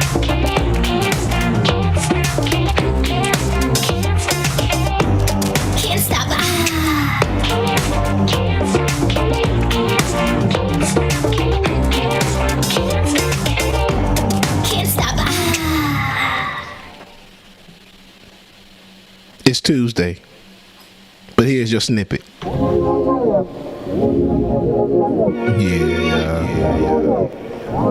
Okay. I know what time it is. Yeah, don't worry. It's just a snippet, so you know. Get your coffee, your tea, drink whatever it is you need. Let's see how much we're gonna get them today. We're gonna beat this part right here. Yeah, it's muted. There we go. Politics and culture is we change skin like we're supposed to, yeah. All right, y'all. That is all y'all get of the Like It or Not remix. You have to become a Patreon to hear it if you want to hear it this evening. This morning in the after party, you can. Patreon.com/like Patreon.com/like it or not, or Patreon.com/the BPD show, and you can hear the exclusive remix to Like It or Not. Until then, y'all get the regular boy version, which we'll get ready to play once we get ready to come into Like It or Not. So anywho, here's some more good jams, man. We just waiting on our sister to join, and we'll get it. Y'all stay tuned. Wednesday, I'll play it Wednesday, but I'll play it tomorrow for y'all to the public. Tomorrow my off day, huh? We'll see. We'll see how I'm feeling. We'll see.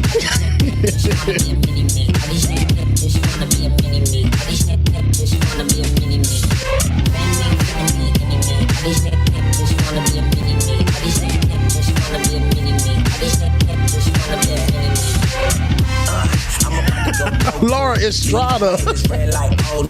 Yeah, trying to get the green like it's Whole Foods. Couldn't take my style and now you so blue.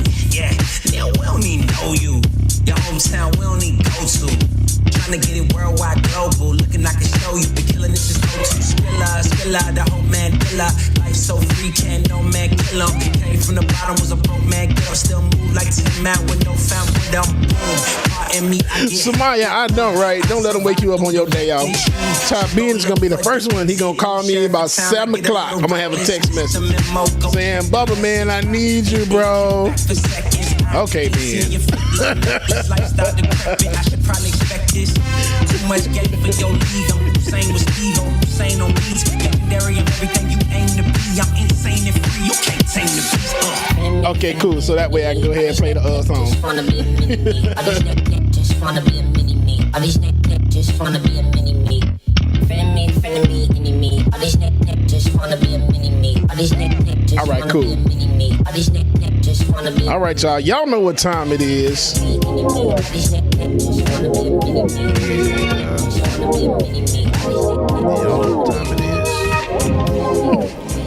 I've been told I'm going to hell for this song. I'm like, it's okay.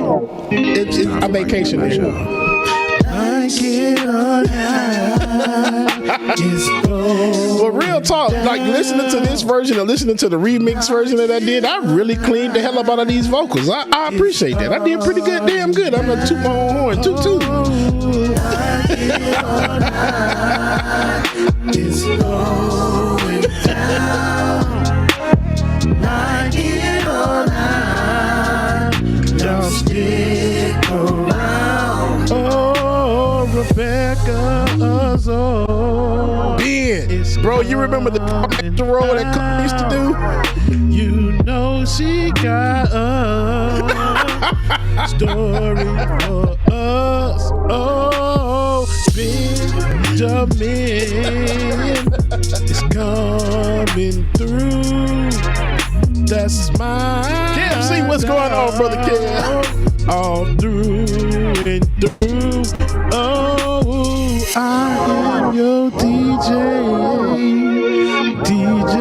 exclusive. Y'all know who I am. I stay in the chat room. Like it or not, it's going down. Like it or not. Here we go, Dwayne. It's about to go down.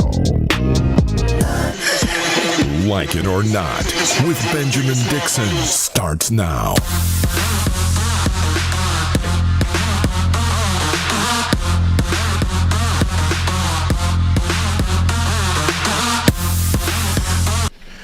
Good morning, good morning, good morning, people. Grr, Rebecca. Good morning. Good morning. Good morning. Welcome to Like It or Not, where we're free to tell the truth and not care who doesn't like it. It's so funny. It's so funny because y'all really just be starting when I come on. We just be waiting for your ass. Listen. Okay, wait. Like, turn your mic. Move your mic a little closer, so I can hear you a little bit better. Y'all will literally drag it because I see y'all was having audio problems this morning. So let me not. So how you gonna come on here critiquing our audio? Don't come on here calling me out, man. Yeah, you late. But y'all be like dragging it. She coming here talking about our audio and she late. I be like, let me hurry up and get this lash on, and then look, y'all just be. I'm like, oh my god, let me hurry up. But yeah, I'd be over here filibustering more than Joe Manchin trying to make sure that you get here. Y'all be doing things. But thank you for waiting. So can I relax now? You're at the helm, Captain. Where are we going? Am I? Actually, so this morning, don't be doing that to me because I take it somewhere. I don't think it's appropriate for asking you. No. Let's take it to Facebook. Whoa. No. So yesterday, you're saying let's take it to Facebook. Yesterday, nobody could take anything to Facebook, WhatsApp, or Instagram. We spent hours yesterday morning. Yesterday from the morning to about, I guess, right before the evening, early evening, nobody had any Instagram, Facebook, or WhatsApp. I know you were struggling. So I wasn't struggling. And that's the funny thing about it. You know, I have another job that takes up my time that I need to work. And yes, I'd be on social media, but it's funny because I try to utilize the first part of my morning by not being on social media. And then, just doing something for me. But it was the fact that in the times that I do check and, be on social media or see if that man has looked at my story so I could delete it, because that's the only reason why I posted it. I just was like, dang, I can't get on. That's crazy. I can't get on. And then I was like, maybe something's going on, but I didn't even bother with it anymore, right? So now my sister's running up my phone. She was like, girl, I can't get on social media. What's going on?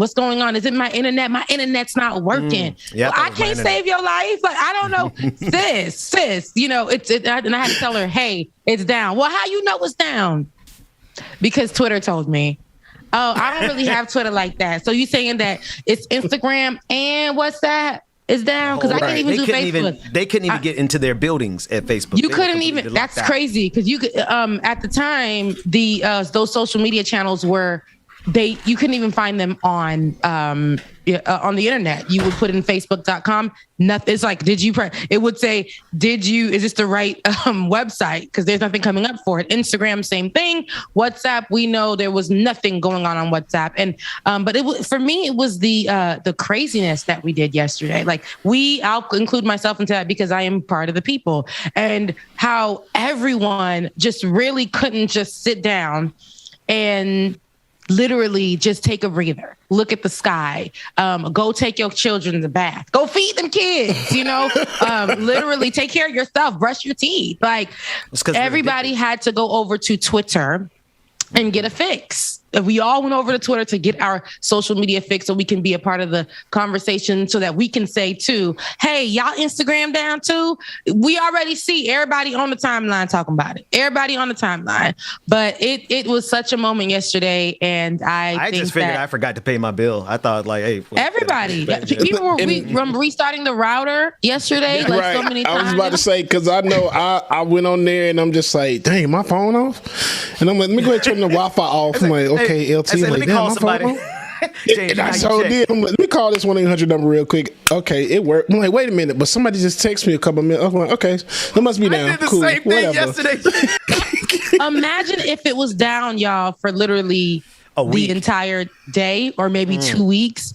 What would the world do? Some people were saying that they've never worked the way that they did. They've never literally gotten to the point of the day where, wow, all my work is done, because they weren't spending time scrolling through social media or having to put what the hell they ate on Instagram. Yes, it's fun, it's great. But the fact that, look, really yesterday you can really sit down and be like, damn. What do I do with all this time? I don't have to work, take care of your kids. Call somebody. Take care of them damn kids.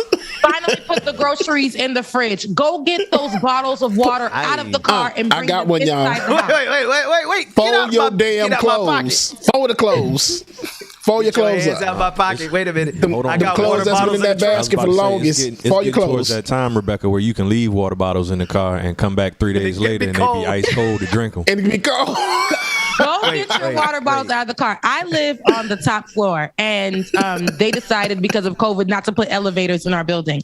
So I'm like, dang, I have to go up by myself all the time. That's why they didn't put elevators in the building? That 24-pack of water is going to stay there until I feel like going to get it. No. This is how I go. Rebecca, you're going to be out somewhere running. You're going to open up. You're going to have a 12-pack by the time you take it upstairs. It ain't going to be That's true. I do open it up and leave a few in the car. I always do that when I go running, and I have that. But that like literally. And, sometimes I want to be cute. And, when I come from my workout, I put it on my shoulder like that there. And then I'll go up the stairs. But no, honey, it's been, I'm like 24-pack. So in the midst of all that happened yesterday, Jeff Zuckerberg, they're the same. Jeff Bezos, Mark Zuckerberg lost $6 billion. Was it 6 or 7? I heard 6. Let's round up to 7. I heard it was 7. All right, we're going to round it. He lost 7. And I guess I shouldn't take so much joy, but when you consider what Facebook has done to our parents, to our aunties and them, to the country. The reason we have Facebook, the reason we had a Donald Trump presidency, it can be linked back to Facebook.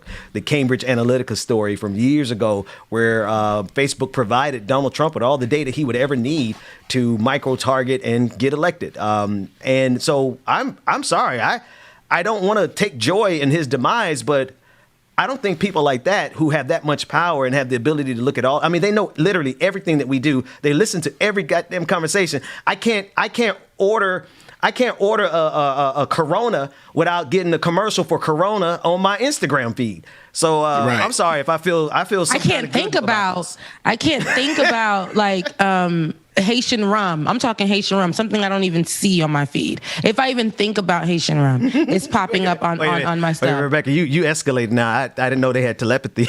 They do, Ben. I'm telling you. they're reading your algorithm. So serious. I'm not They're even being a reading your conspiracy theorist. Like literally, I can be thinking about something, and or placing my finger over my phone or on the computer and like typing one letter. The thing that I was thinking about is going to pop up. It is so annoying. Like I'm like, in the name of Jesus, I don't know. Yeah, it's like really scary sometimes because you're like, man, how did this pop up? I was just thinking about it. I didn't search for anything, but here it is. It's on my goddamn screen. What's going on? Okay, cool. They know everything about us. They know more about us. It's Skynet. Squid Games. Well, listen, I want to play this clip. I want to dig into this leak. There was a leak, a whistleblower from Facebook who kind of, and it's funny, all this is happening at the same time. So at the same time, there's a whistleblower who's telling us how bad it actually is at Facebook. The next day, Facebook got shut down and they couldn't even get into their offices. And Mark Zuckerberg lost about $7 billion. Here's a clip of Kara Swisher. She's speaking on Meet the Press. And she is talking about how Facebook is, quote, amplifying and weaponizing hate. Social media is not, quote, precisely cigarettes. It's also gambling and it's also opiates. That's why everybody couldn't walk away yesterday. Let's run that clip. Here's what Nick Clegg's statement, just a part of it, said. The suggestion that is sometimes made that the violent insurrection on January 6th would not have occurred if it was not for social media is so misleading. Mature democracies in which social media use is widespread hold elections all the time. For instance, Germany's election last week without the disfiguring presence of violence. Yeah. I have to say I was jarred by the phrase mature democracies. Right. Are we not? Yes. What is Facebook trying to do? What they're trying to do is do word games, and he's excellent at them, by the way. I think they should give him a raise in that regard. But he's saying they're the primary. Look at the individual words they use. This is typical of Facebook. They've done it for decades now, or not decades, a decade now, where they use tiny words. No one's accusing them of being the primary reason for polarization. Humanity has been awful for centuries now, that kind of thing. And so what they're doing is they're saying, we didn't cause hate. I don't think they did. What they're doing is amplifying and weaponizing it to an unprecedented degree. It's not tenable for a company. This is a company whose employees didn't really leak for a long, long time. But you're seeing it all over tech. It's not just here. As people are like, just a second, what we're doing is damaging. It's not, I did an interview with Mark Benioff a couple of years ago. He called it cigarettes. It's not precisely cigarettes, is it? It's also gambling. It might be opiates. It might be other things. But the people inside those companies are recognizing that this company doesn't anticipate consequences and then tries to clean it up later, and then not very well. Rebecca, what you talking about? Nothing. This Nick Clegg guy is a really powerful guy. The guy that we have on screen right now, he is the vice president for global affairs and communications at Facebook and has been there since 2018. He's also the former deputy prime minister of the United Kingdom. Facebook ain't playing with their top executives. And he's a master communicator of turning words on itself. But I like what she said. Like, social media is addictive. It's not just cigarettes. It's opiates. That's why people. And it's crazy. Well, that's what I was saying at the start of this conversation about Facebook. We are addicted to it. They make you addicted to it. They put everything that we utilize into social media. Is it innovative? Sure.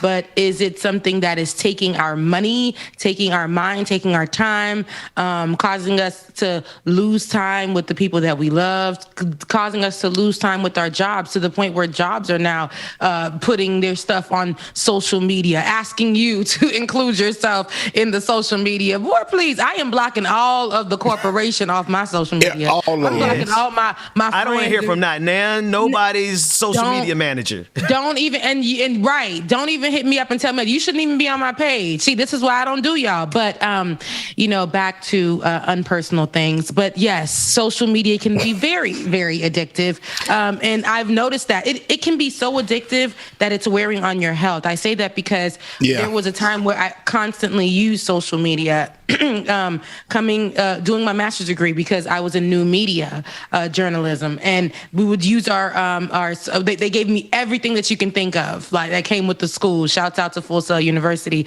They literally gave me the latest, the latest.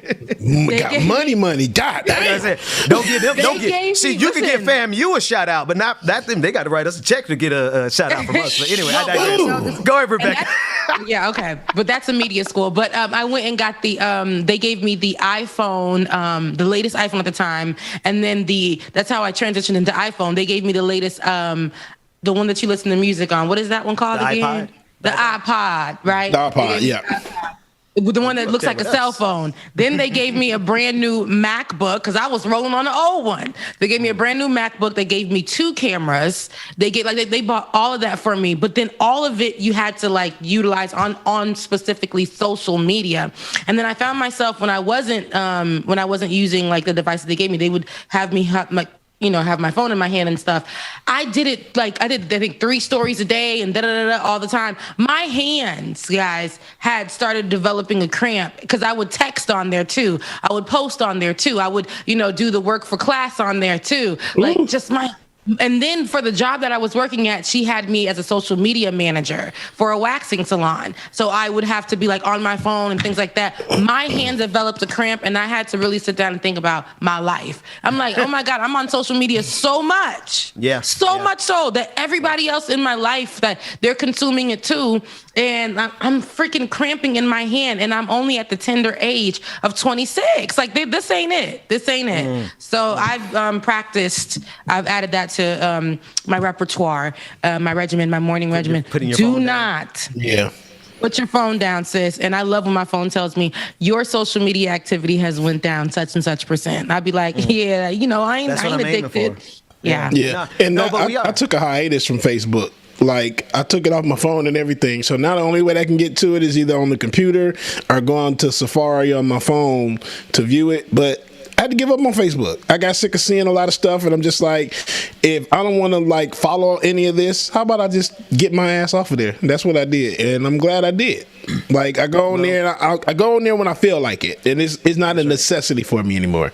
Yeah, I think we're getting into the Facebook and all these social media companies monetize our connections. The fact that, Ben can connect with his childhood friends. There's a price tag to that, and they made a whole lot of money on it. But because we've seen how much damage social media in general has done to society, I hope we're going into a phase where social media is just like a utility, like a tool versus an obsession. But I don't know if we can get there. We're already obsessed. Sometimes I'm saying I feel like we got to get.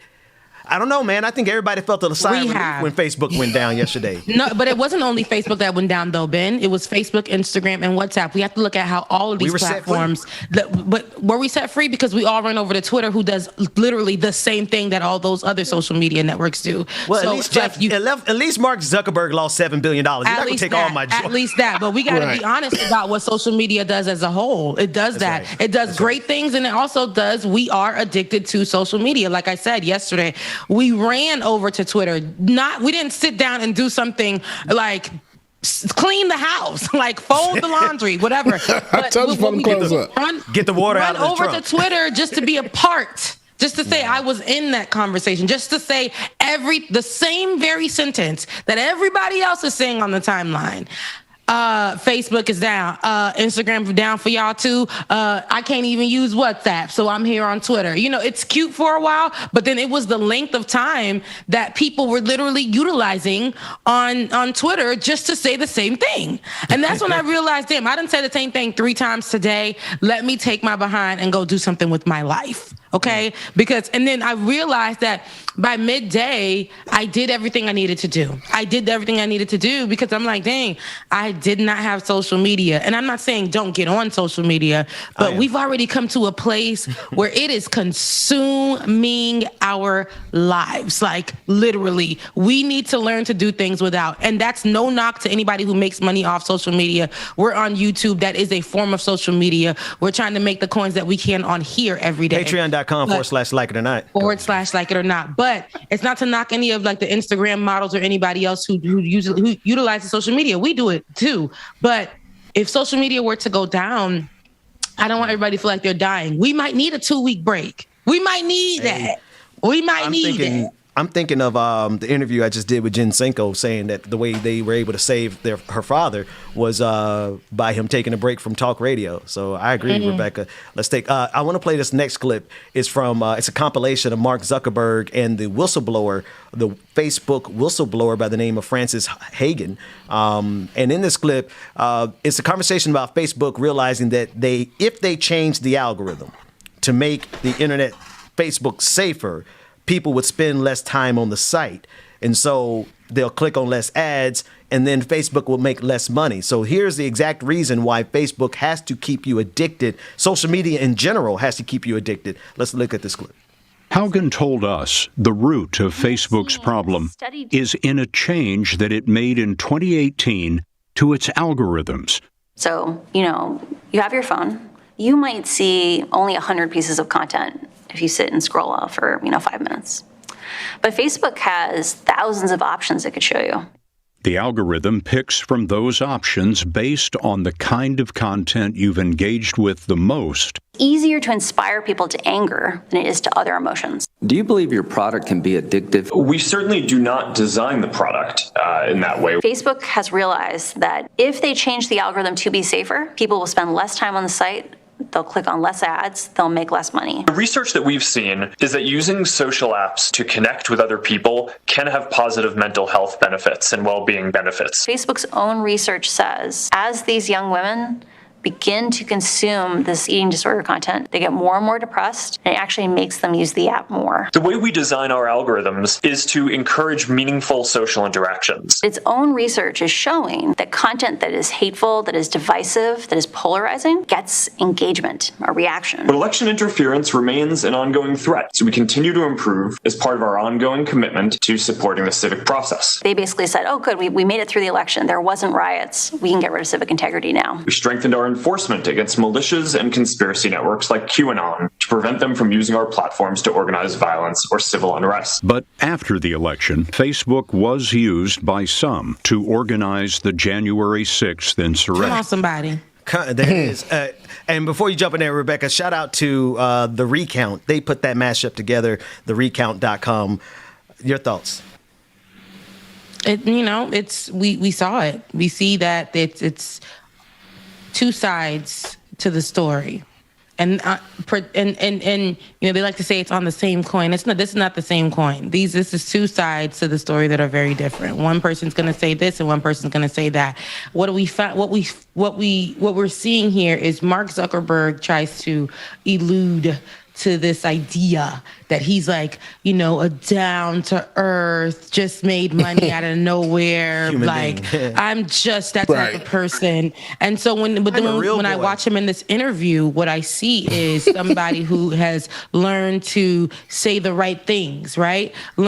He knows what it is over here. But if I pull a little bit of what the truth is, because there's a truth in what he's saying, if I pull a little bit of what the truth is here, families and friends can connect through Facebook. The numbers show that they do connect on Facebook. That's not a lie, but it's still evil because in the way that you're using this truth to literally downplay what's really happening here on your social media network. Family and friends and militias and hate groups are getting together. That's what's happening, right? And they are producing what we see, what we saw happen on January 6th, and that's what he's not talking about. So, he can say what he wants and what he's saying isn't a lie, but he's leaving out some serious parts, and he's leaving out what those groups of families and friends get together and create on them social media websites where it's white supremacist pages and hate groups for Asians and hate groups for Black Americans and all that kind of stuff and immigrants. And then they get together and they build this thing where they become terrorists and they do what they did on January 6th. Amen. You said a word there.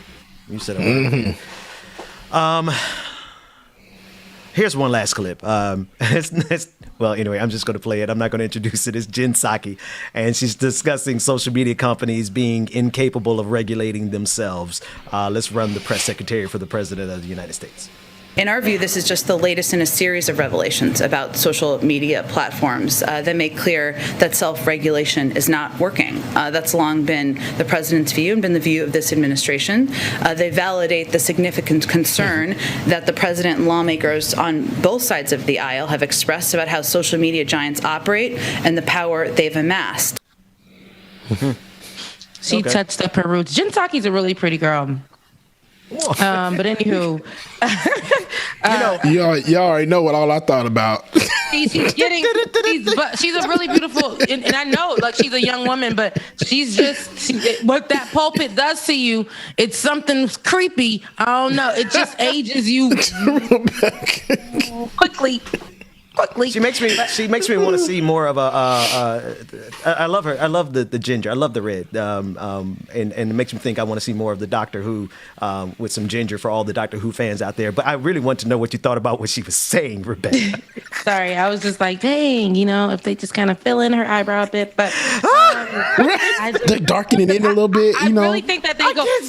Because I say all that to say, not even coming for her looks, but I think that they do that on purpose. They're trying to make her look like it's just been a hard night. It's just been like a long, and I feel like outside very of that, minimalistic. Very much so. Like, she can go there. What did you think about what she had to say, Rebecca? Because then let her go there and be, like she's like I just feel like it wears you down. We saw what Sarah Huckabee looked like she was 85, and that girl was not. The shadowy. What was it? I can't stand none of y'all. She was not. That they really got them up there looking like you know how they do church kids when they get to the church and they about 15 years old, they be having them in them grown folks clothes. Okay. It's like this is why they want to play the clip. They make her look. She's trying to look very conservative because in the TikTok video look like. That doesn't have to like Nancy Pelosi. It doesn't have to give Nancy Pelosi. She's not there. Yes, you remember in the TikTok video with the intern, the guy that was supposed to be her intern. Oh yeah, her face was beat. She looked damn good. Now when she get up here on this stage, she over here looking like Lucy from the Peanuts game.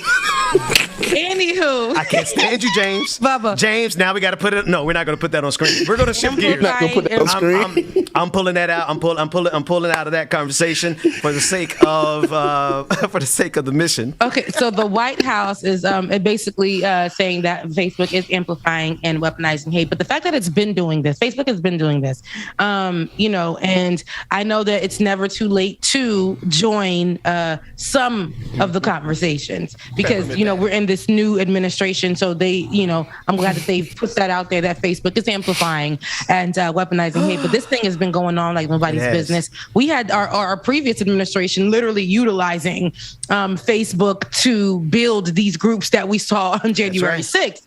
So I will say I am glad that this current administration is pointing that out.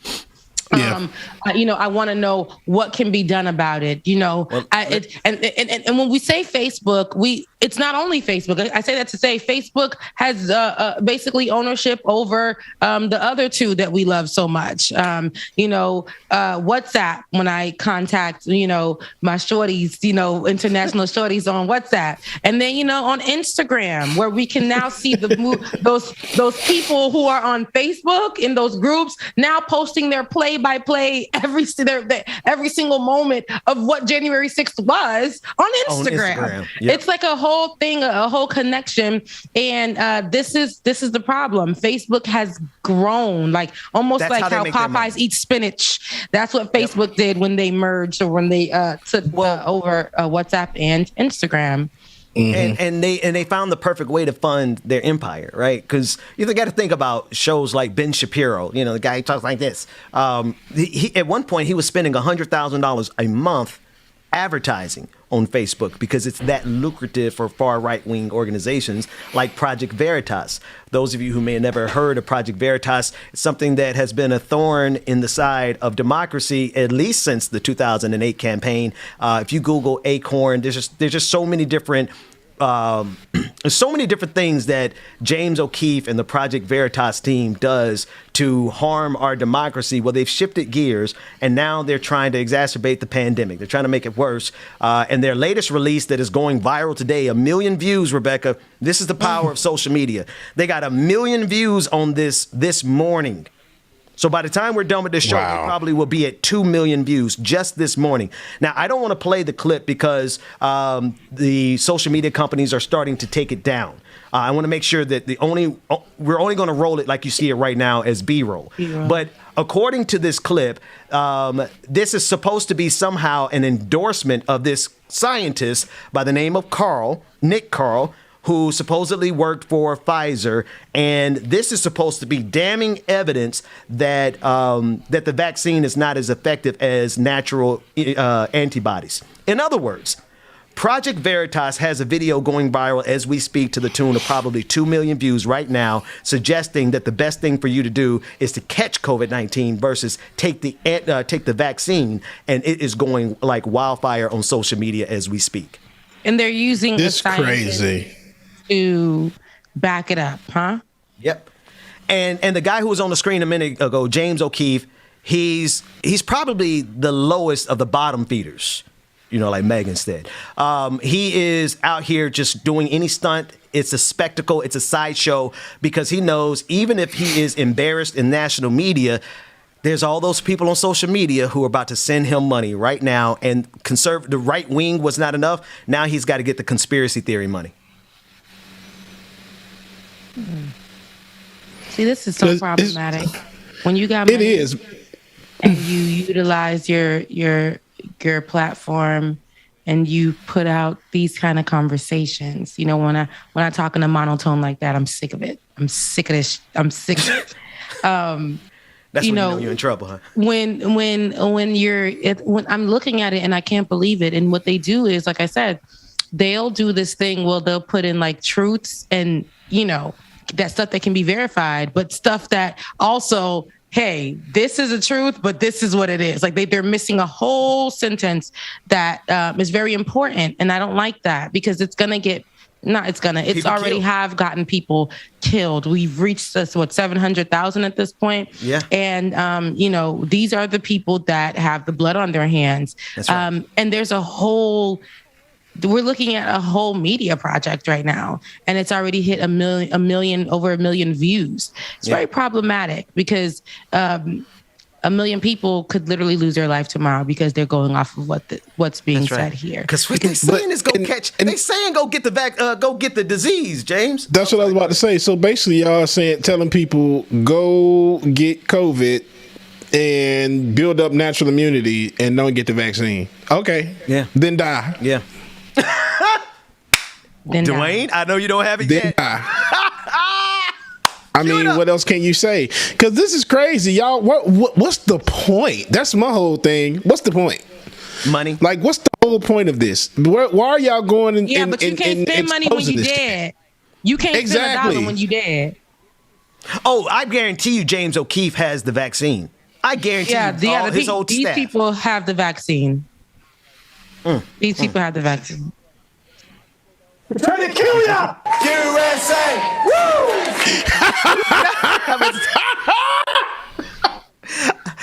I wasn't talking about that one, but that's a good one. USA! Woo! You're going to be dead! We're trying to kill ya! USA! Woo! You're going to be dead! But for the simple fact that it popped up in my little box down there, wait a minute. I made it even more funny. Dwayne, I got a request though. That wasn't what I was looking for. Then die. You don't want to take the vaccine? Then die. Oh man. But what's wild? What's wild to me is this dude is like, you know, a joke. I mean, like high key, but he's a well-paid joke because you don't have to be smart to make it in the right-wing circles of this country. You just got to be willing to be seen as a complete fool on the international stage, and you will make a lot of money. So he's laughing all the way to the bank because 1 million views in 4 hours. Whether or not YouTube takes it down, that means that there's probably 100,000 people sending this kid money this morning for this fake news. Oh yeah. And then I'm not going to get the vaccine. Then die. What do you want me to do? Argue with you? I'm not on the debate team. This isn't mock trial.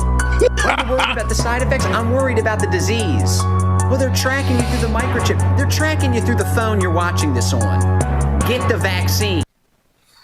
And let's be, why does this box keep appearing over me? It's a Project Veritas. Anywho, let's be honest. And and it may even be true or remotely true, or I don't know. I don't trust none of it. That your antibodies build up once you have it, and you get stronger from it. But let's be honest. You got to survive the damn thing first. I don't think people understand how serious COVID is, bruh. It was serious before Delta variant came out and people weren't surviving. So now you about to get this whole damn thing, thinking you about to build up immunity. You're going to kill yourself. If you survive. If you survive. Put that out there. See, nobody says that. You'll get stronger immunity if you survive. 9 times out of 10, your ass is not to survive. Mm-hmm. All them comorbidities you could like. Let me flip it on this head a little bit. Okay, get the vaccine, then get COVID, strong immunity, don't get the booster shot. Okay, you happy? You stupid asses. What is going on? What is going on in America today? Jesus. Everything but what's. I'm so like, you know what? I'm tired. I'm not gonna. I told y'all, I'm not gonna fight anyone. If you're interested in knowing, okay, we could have a conversation, whatever. But if you just really, trying to fight me because you don't want to wear your mask, and I hate to say it because I don't want to put that on your life, but if you don't want to put it on your mask, then die. Then die. I hate to say that. Then die. I can't argue with you. I'm on. We don't got the energy. I gotta worry about me and my bills. I gotta worry about me another day. I gotta worry about me being a black person in America. You're not promised every single day. Already on top of not even being promised another day. Okay, so like I don't have time for you to be all, I don't want to wear my mask because my American rights, or to be like the vaccine has a freaking chip in it. They're gonna find us. I don't have time. I don't have it. So do what you got to do. Dwayne, you stupid. Wait, I missed it. Because we're trying to look like the scientists in the chat. It's like, because I'm trying to look at it and figure out what type of scientists these are too. He said it best. These are scientists from Half Baked. That's all I was thinking about when the clip kept saying he was a scientist. I kept thinking about janitor, scientist. Because looking at him, I'm like, bro, what kind? You know what? Oh man, kind of scientists that probably got a nice little check to go in there and say that, right? Look, let's be real. Money talks. And that's what I was about to say. I really think that part of this. Look at those. Let's be honest. Look at the scientists that they showed on that clip. Majority of them, they probably were paid to say, hey, we want you to go out here and say this and then come back and be done with it. Okay. Just pay them off. That's what it looks like they're doing. Because who would be bold enough if you said that you signed NDAs? Why would you go down and sit and talk with somebody about this, especially something like this? That makes no sense. Let me tell you guys about James O'Keefe. I bet you his video was on Facebook. No, that's where they made their views, right? James O'Keefe is the type of person. He's the type of person who will pay these guys to say this, and by the time we debunk it, he's moved on to the next project, and he's already made all his money. So you got to understand, and the reason I think it's so important is because he's speaking the language that is going to resonate with some folks in the black community. Because everybody, people got vaccine hesitancy and all that stuff. We cover it all the time. I just want folks to know who you get your information from, man. This guy has no problem whatsoever seeing you die from COVID-19 so that he can make a couple of bucks off this video. Hey Ben, karma is amazing though. Apparently their office was flooded from Ida. Really? Project Veritas. Yeah, September. It was destroyed. Was flooded from Ida? From Hurricane Ida. Oh. Well, nice. Look at that. We'll have footage in a second from. But they got money. I bet you they do a scam to get help from the government, and they ain't got to pay. Of course they did. I wonder if they got some. Of course they did. The PPP loan. Mm-hmm. Probably did. Of course they did. Folks, we're getting ready to go to the after party. Patreon.com/like it or not. We have a whole lot of stories to cover. We got clips. We got 5 minutes. Donald Trump. I know. I'm just. God. I just wanted to know. I was like, hey, we got 5 minutes. Can I do my job? Oh, while we're here, I got a story to tell you. Ben, you remember Danielle Labiqua, how we talked about her name? Yes. I'm sorry, we love you, Danielle. We Why love did you give the full name? Yes. So, and there's actually a story behind how she got her name, and Twitch username, and unbelievably, it came from TYT. Oh, really? Yes. Really? So, Dwayne, if you can, roll that clip for us, please, if you got it. Nope. Oh, we don't have it? Not yet. So we'll filibuster a little bit. Okay. All right. So we got that. We got that coming up. Yeah. We got the after party coming up. Patreon.com/like it or not. Rebecca, what do you have left on your plate? I don't have much. It's just, a Tuesday. It's pretty rainy out here, as you guys can see behind me. Wrap those weaves up, ladies, like we used to say on the Weather Channel back at FAM. Ladies, it is going to be very stormy out there. Put on those rain boots, but also protect that weave. Wrap those weaves up. Why would we do that at FAM? I don't know. Why? Because y'all are so ghetto. Oh, my God. No, because it's news that's relevant. Let's be come on. Right. You got to know your audience. That's the exact message. That's real, though. Listen, leave out, all of that, baby. Protect it. Protect your edges. We wasn't doing the full lace wigs at the time, so real hair was out on the edges. Okay, all right. So we had to protect those. I think we have sufficiently filibustered the same amount that Kirsten Sinema is filibustering. Dwayne, run that footage. Labiqua. Okay, Daniel Labiqua writes in. I love this. It's long, but it's great. It's a tyt.com/join to become a member. Those are the comments I read first. Patreon.com. Hi, Cenk and Anna. It's always good to right. I've been wanting to share the story behind my name change with you. I used to be Danielle LGBTQIA. A couple of months ago, Cenk read my resub anniversary message and called me Danielle Labiqua. Brett started calling me Labiqua, and it stuck. So about a month ago, I officially changed my name to Danielle Labiqua. My mispronunciations are actually affecting the planet. Amazing. That's amazing. Continuing, I'm so glad to finally be able to share this with you. I love you and Anna so much, and all my TYT family. And I could not make it in this crazy world without every single one of you. TYT, best family ever. Well, Danielle, you're amazing. Second best family. Amazing. Wait a minute. All right, second best family. And we love clarify, your courage and everything else.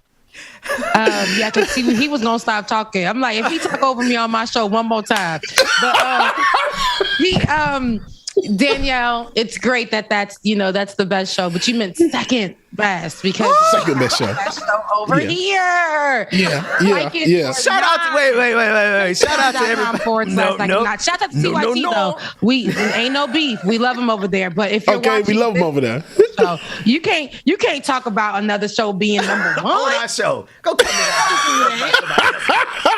I love the Labiqua though. It makes perfectly sense. That is so hilarious. It makes sense. So it's not just me. It's like in school when they're calling for the attendance and they're coming across the names. And they're like, Ron. Like, why did they do that? Wait. Am I pronouncing your name correctly? Why is Cenk just as bad as pronouncing last names as me? I don't think I would have came up with Labiqua though if I saw LGBT. Because we know over here we wouldn't come up with Labiqua. That's all I'm saying. It's the Labiqua. Oh, please, love you. Hey, Labiqua, please cut this and tag us. Tag us on Twitter for this one. Tag Cenk. Shout out to Cenk. Everybody at TYT. We love you guys over there. We are the best show in the mornings. I believe that. Yeah, I know. Yes, we are. I mean, who better than us? Who is going to push us more than us? Head over to patreon.com/like it or not. Become a Patreon today. So that because we won't be over here, Labiqua. We will make sure we get you right, or you will get me right, because you guys know how y'all do it. Because I'm gonna mess up everybody's last name. Like y'all did him over at TYT. You were real nice with it, but over here y'all be like, "No, Rebecca, that is not how you say it." Oh man, wait. That's somebody need to check Rebecca because she said my name wrong. Bubba, can you please tell Rebecca that she said my name wrong? Okay, I got you. They be in my DMs 2 seconds. They be like, "Yeah, we love the show today, but just to correct you, make one correction. You were wrong about this. You were wrong. So here's the correct." Okay. That's how you pronounce my name. Right? You're like, oh, okay. And they look at this. They let Jake done rename the whole lady. She done went and changed the whole name. Whole name. And they email us and say, you got to correct the name, how you pronounce it. Look at that. Why y'all do that to us? Just shut up. Why we got to be corrected from Jake? You changed your name for Jake, but we love y'all, all of y'all. We mean. I hate you. And look, now everybody's in the chat room talking about that's what led us to being TYT. So shout out to TYT who graced everybody and bought us over.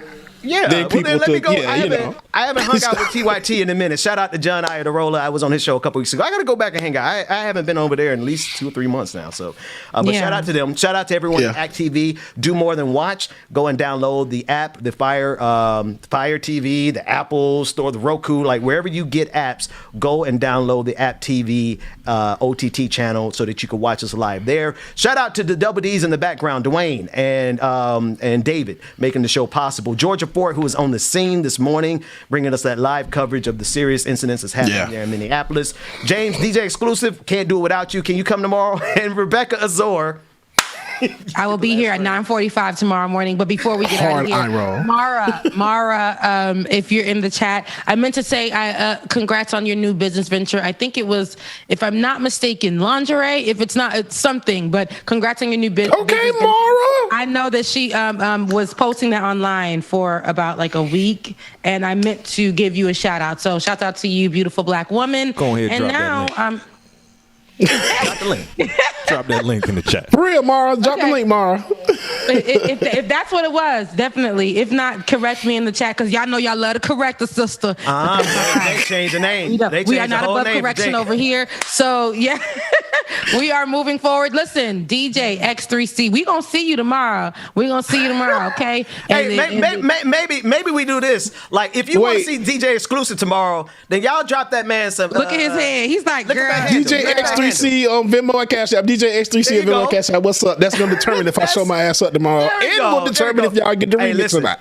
Rebecca, I'm gonna go ahead and go make a get us here. Y'all better show us the money, because I'm not coming on an off day. Believe that. Show me the money.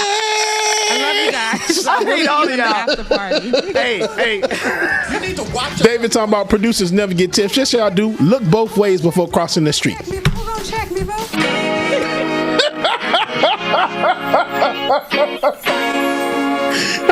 I hate y'all so much. Love you, David. Mean it.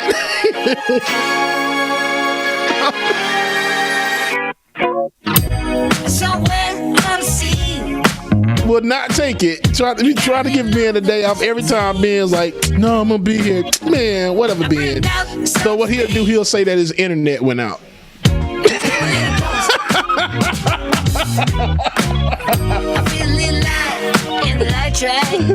I can't stand y'all. Man, thank y'all again so much for joining this morning. Make sure that if you have not already, patreon.com/likeitornot, patreon.com/likeitornot, patreon.com/the BPD show, y'all. After party starting soon. Y'all hop y'all tail on over there. And if you're not over there, go to DR brother Pascal to visit that channel as well. See y'all tomorrow. Maybe.